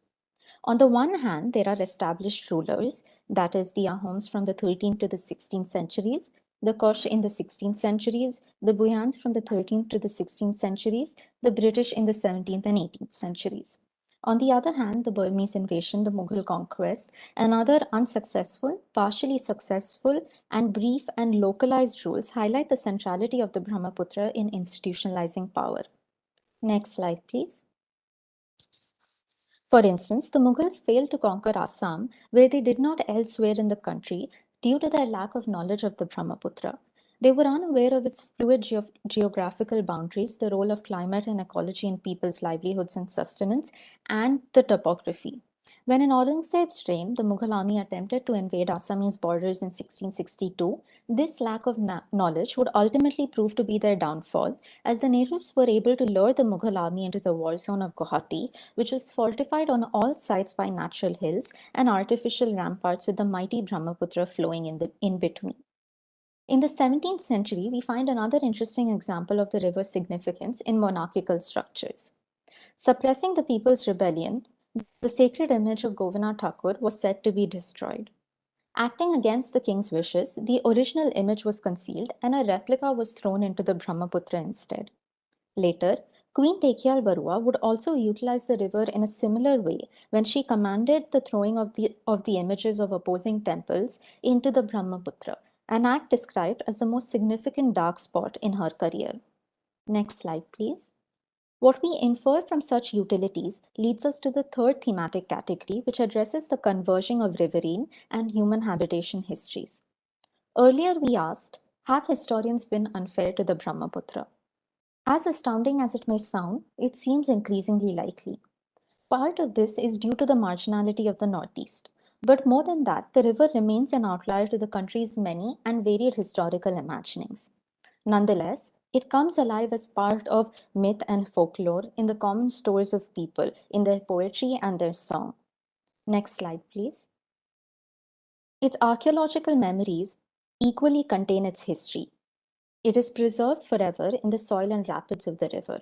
Let us consider the example of Romoria, which is about 500 kilometers east of Guwahati and currently part of the land allocated for the Oil India Limited's seismic survey.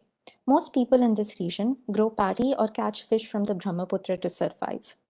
The survey, involving underwater explosions, airgun shots into the riverbed, are expected to disturb, injure, and kill aquatic life. Native knowledge of these dangers to the riverine system reiterates Guha's explication of the association between communities, resources, and geographic histories. Guha argued that each community's habitat is a resource for it, wherein a resource is defined not merely in economic terms, but also in cultural and political terms. The boundaries and aspirations between these communities are defined by the presence of other communities, other ways of living, and so identities become generated by contrast. Within India's internal landscape, what does community living mean? How do different groups embed the very land they occupy with their daily practices? As with any research study, the scope and applications of this project are crucial to its pertinence. Next slide, please.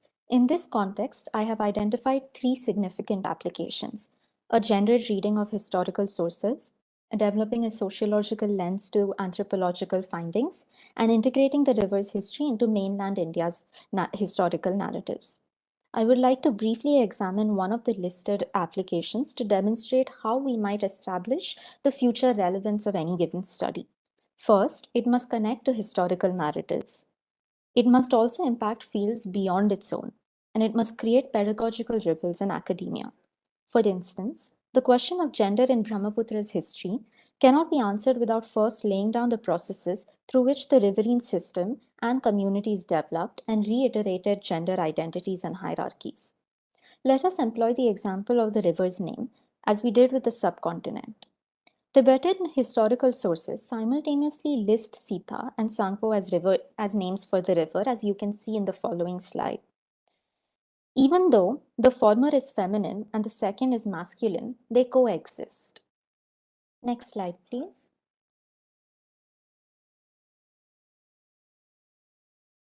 They coexist at the same time. The connotations attached to the name, namely that of pure and cold, are malleable, perhaps suggesting the fluidity of gender conceptualizations in the region at that time.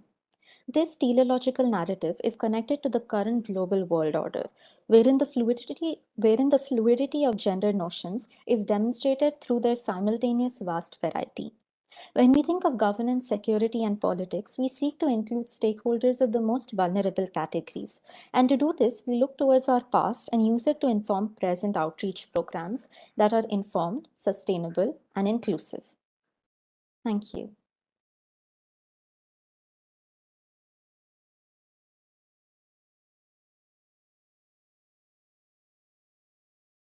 Thank you so much, Neha. Nanika, you may take the stage now.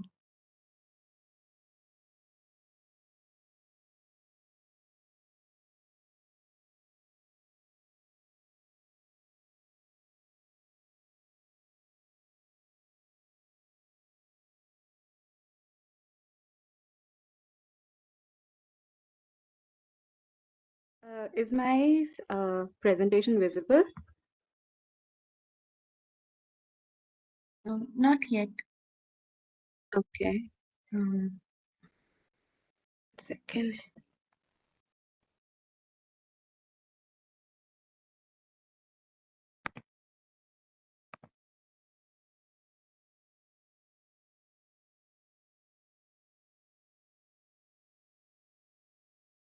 Yes, we can see your screen now. Thank you so much. Hi everyone. My presentation today is a glimpse into an ecosystem that I and my friend Neha, guided by Dr. Radhika Session and Arnab sir, are borrowing from and lending to. It's the Brahmaputra. I have in the recent past had the privilege of witnessing the performance of the river and receiving its friendship from various locations, physical and imaginary. And it is from such a proximity that I speak of the river and its scope within the mainstay of the Maritime Research Centre, which is underwater archaeology. In recent years, underwater archaeology of rivers have been able to distinctly foreground the everyday, routinal histories of people that inhabit alluvial geographies. As such, the field increasingly challenges many temporal, spatial, and interdisciplinary claims of land-based archaeological perspectives. Engaging with the discourse of gleaning from the archaeological aspects of alluvial history, the presentation will delve into complexities in essaying the pasts of waterfront ecosystems through underwater archaeological frameworks and tools. Contextualizing the scope of the Brahmaputra Valley against the backdrop of riverine archaeology in India and the world, I shall engage with historiographical accounts that have assisted in foregrounding the expanse of socio-political, cultural, and economic history of the river. Since the 2000s, the impetus from oceanic history has inched towards a more inclusive and localized approach of interconnectedness through a water-based history. As such, it is not the ocean or the sea that is studied within its boundaries. Rather, the transgressive and porous nature of water is acknowledged to incorporate sites beyond the larger water body.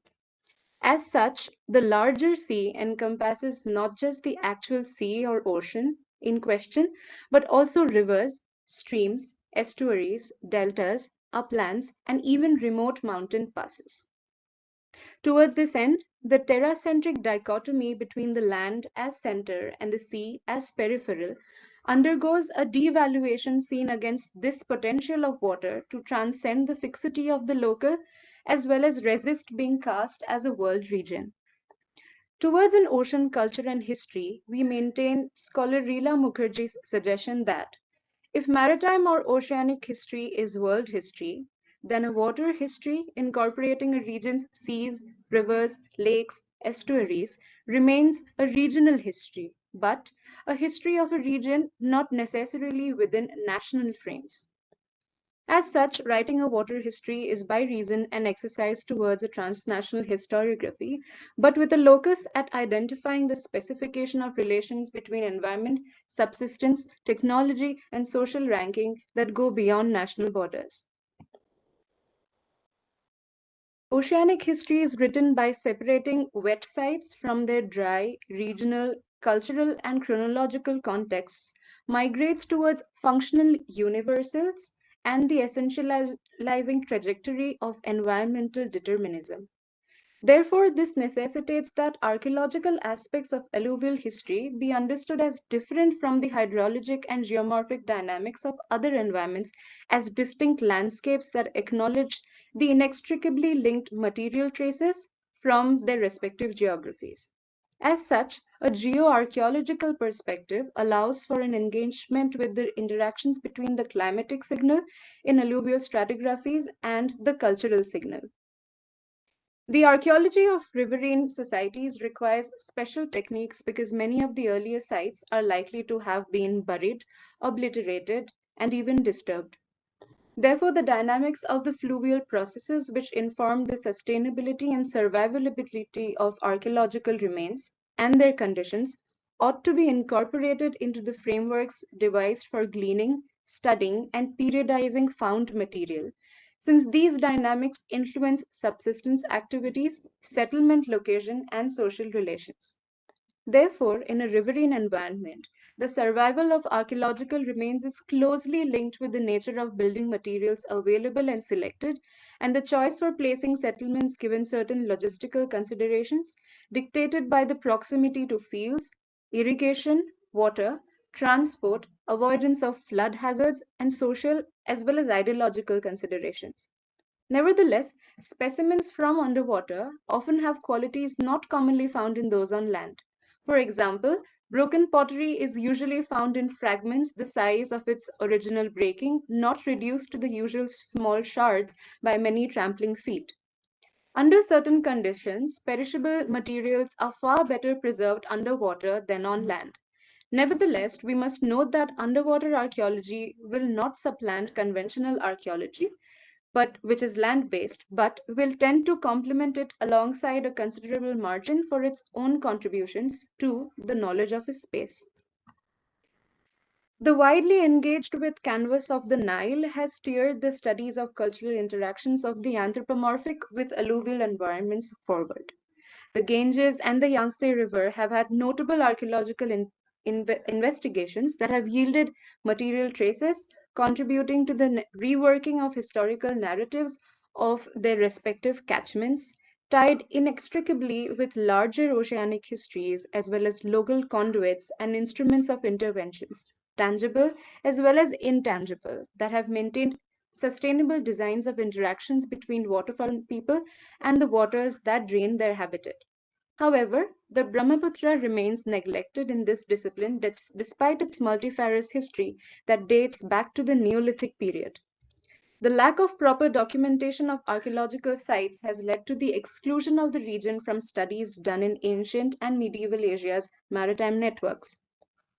Early scholars like Dilip Chakrabarti have noted and emphasized upon the absence of archaeological impetus in the essaying of early historic occupation in the Brahmaputra Valley. However, recent studies in both archaeological and literary sources in the Indian Northeast, and specifically Assam, have surfaced to claim the participation of the river in a larger story of Indian Ocean interactions. The history of cultures facilitated by the Brahmaputra can be traced back to the Neolithic period, confirmed by archaeological records that reveal abundant artifacts around floodplains. The Periplus Mare Erythrae, the Greek sea guide of the 1st century AD, traced the Crowry Trail, a combination of land and sea routes connecting the Malabar Maldives maritime area to the Bengal coast, and thence onward to the Brahmaputra and Assam Valley through the Indian Northeast, into Myanmar, and onto southern China. This trail indicates the Northeast region as one of the most archaeologically significant sites due to the deposition of Indian Ocean cowries and other Indo-Pacific beads, which were sent deep into the Indian Northeast through this trail. The movement of this trail can be stretched from the Indian Northeast to as far as mainland China.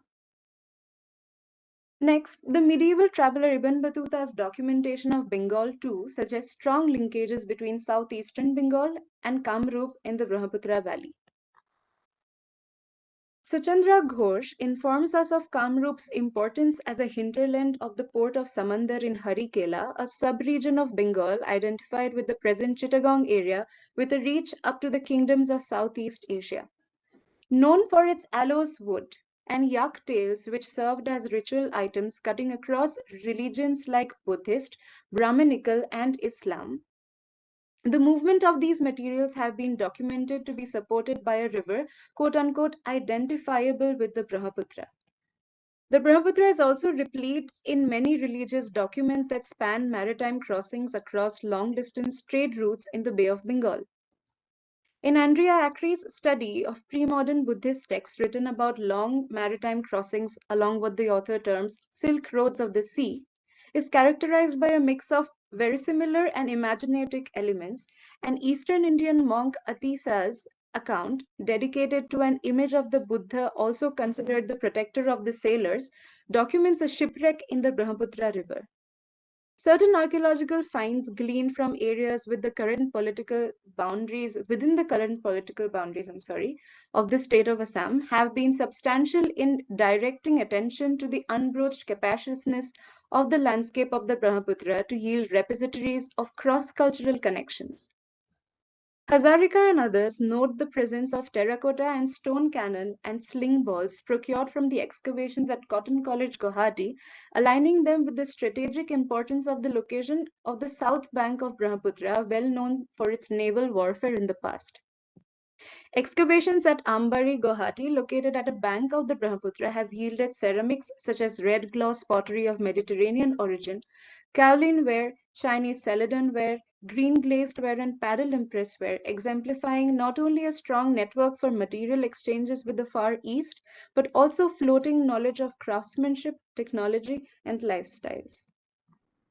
Seen in juxtaposition with the increasing corpus of the maritime history of India and Indian Ocean studies, the Brahmaputra saga remains understudied.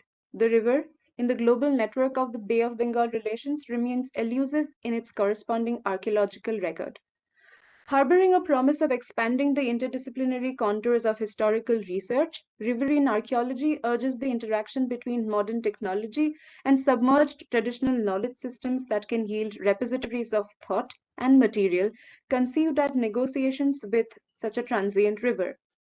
Bringing these two sets of concerns together, this presentation pleads for the acknowledgement of an untapped archaeological spectrum in the Brahmaputra River basin through a careful framework curated with a scope to encompass the interdependent sources of material, literary, and oral archives in underwater archaeology. Thank you.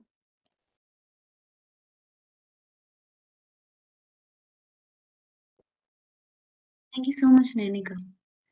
I also apologize on behalf of Das as he has to leave due to some emergency. Moving forward, I'd like to open the stage for our guests now for their remarks. At first, I'd like to invite Mr. Prithvi Prasad to present his views. Sir, you may take the stage now. Thank you. Hello everyone, am I audible? Yes, sir. Yeah. Thanks, thanks, Commander Arnab sir, for this opportunity. I think it's a really good platform you have given for these young minds to come and present their works.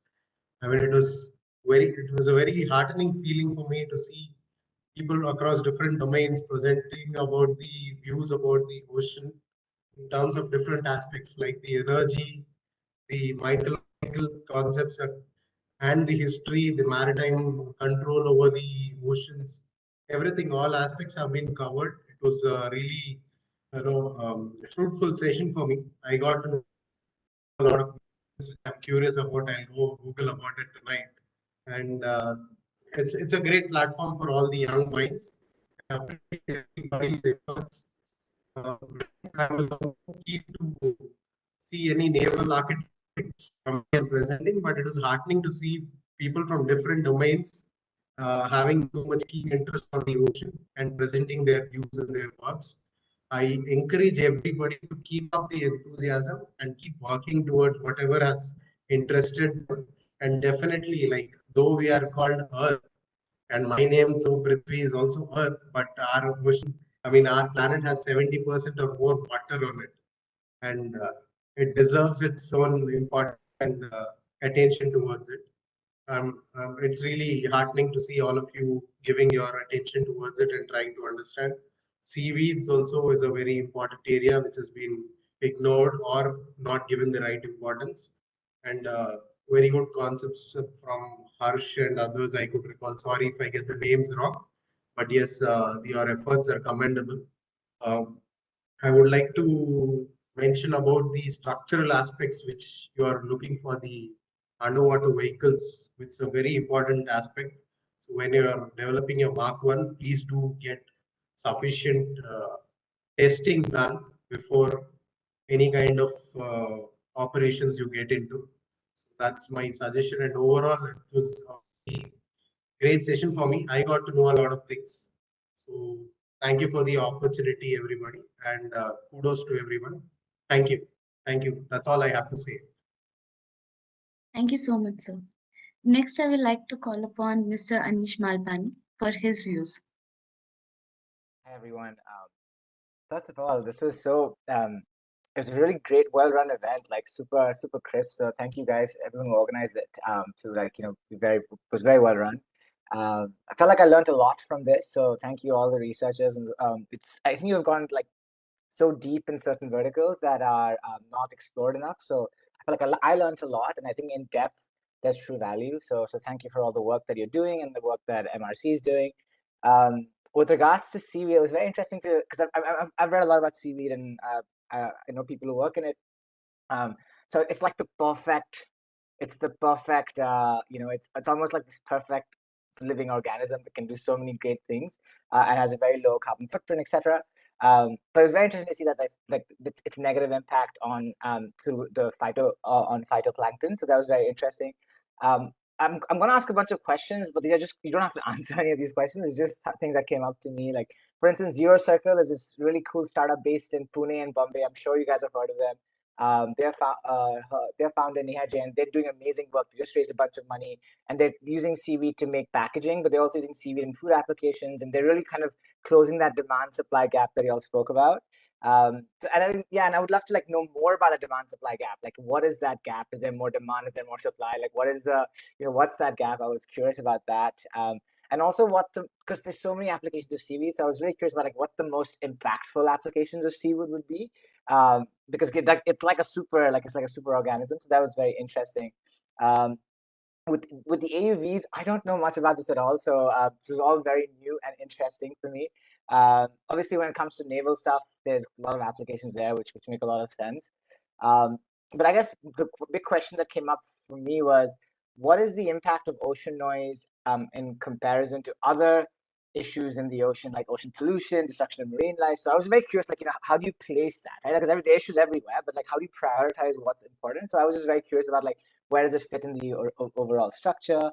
And also even zooming out a little bit more, right? Like where, in the larger scheme of things, what is the importance there of like the noise pollution in the oceans? So I was very curious about like where that fits. I don't know enough, but that's as somebody who's an outsider, that would be very good context.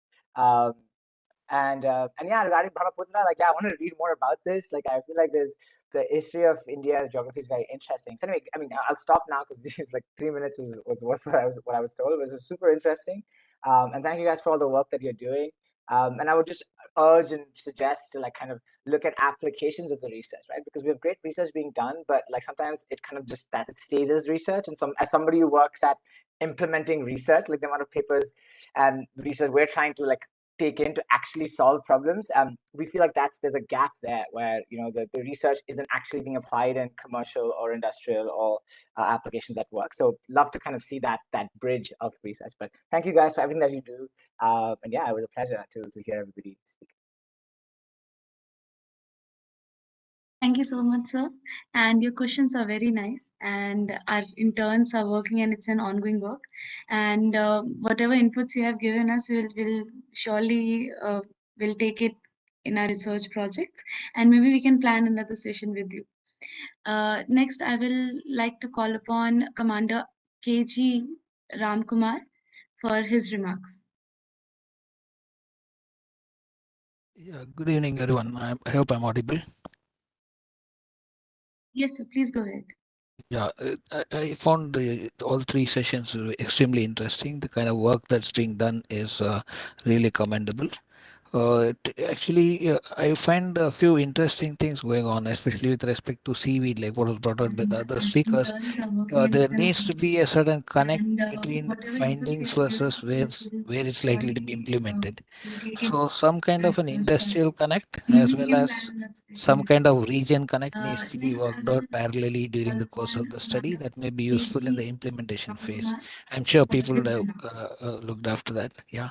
And insofar as the Brahmaputra feature was concerned, it's very highly informative. I'm sure there's a lot more to find in that region, especially with respect to the archaeology underwater. I'm sure with the advent of further technology being utilized in this sphere, we'll be finding much more. Overall, the talks have been very informative, and it's encouraging to find that interesting topics are being considered for research. And the AUV domain in particular has been also taken forward quite well. I wish all the teams all the very best, and keep up the good work. Thank you. Sir, I once again open the stage and request our guest if anyone wants to put further remarks and observations. uh, Arun sir, Anand sir, if anyone wants to put forward.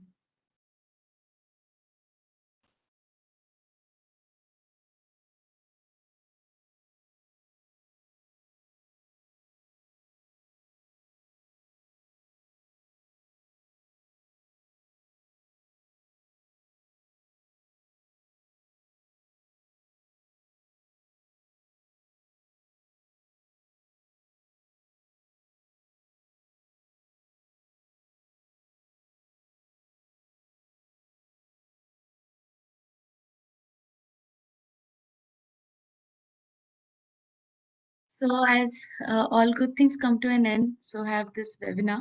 So once again, on behalf of MRC, I take this opportunity to propose a vote of thanks for those who have contributed to this workshop.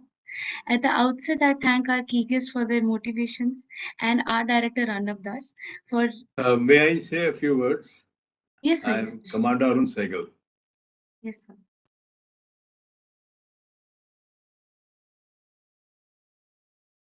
Yes, sir. Please go ahead.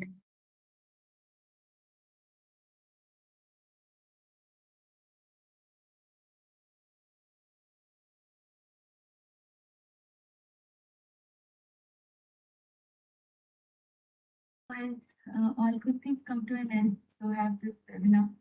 So once again, on behalf of MRC, I take this opportunity to propose.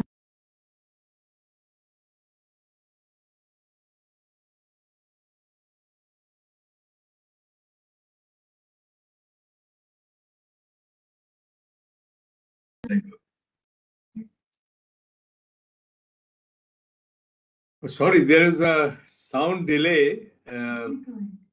Okay, I had said it before you started. I just want to compliment all those who participated, particularly on this World Environment Day, when I want to bring out that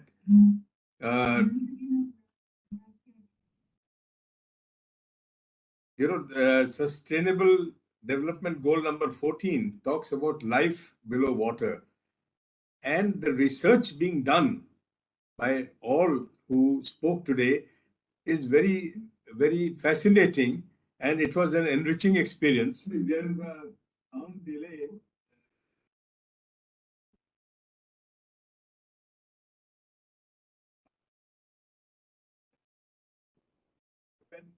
All those who participated, only on this Environment Day, when I had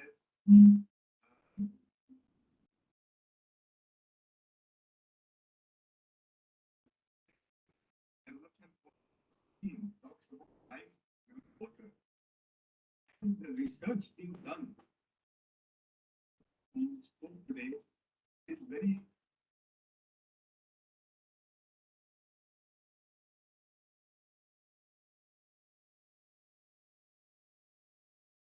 Yes, I think I'll end here. There's some problem with the audio.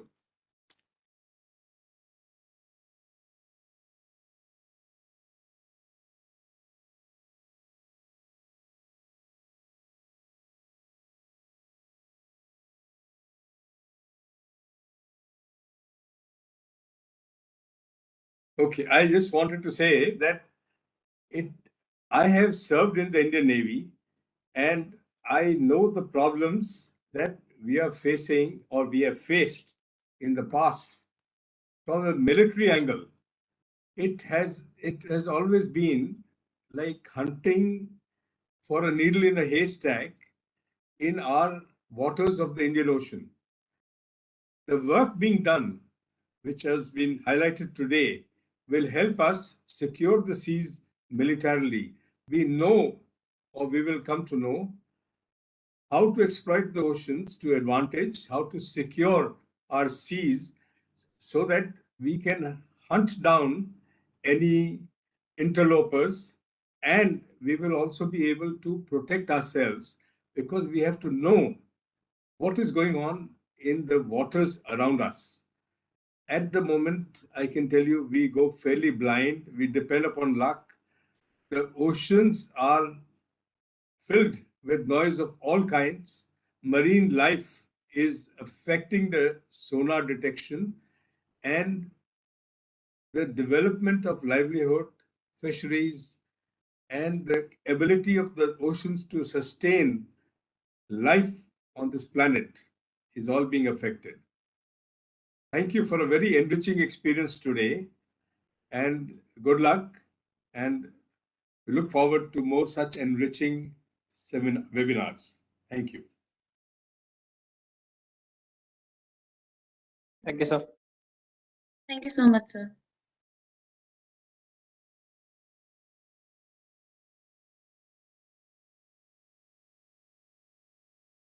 Once again, at the outset, I again thank all our key guests for their motivation and Director Arnab Das.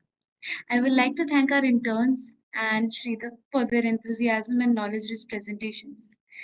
Once again, I give my heartfelt thanks to all of our guests for active participation.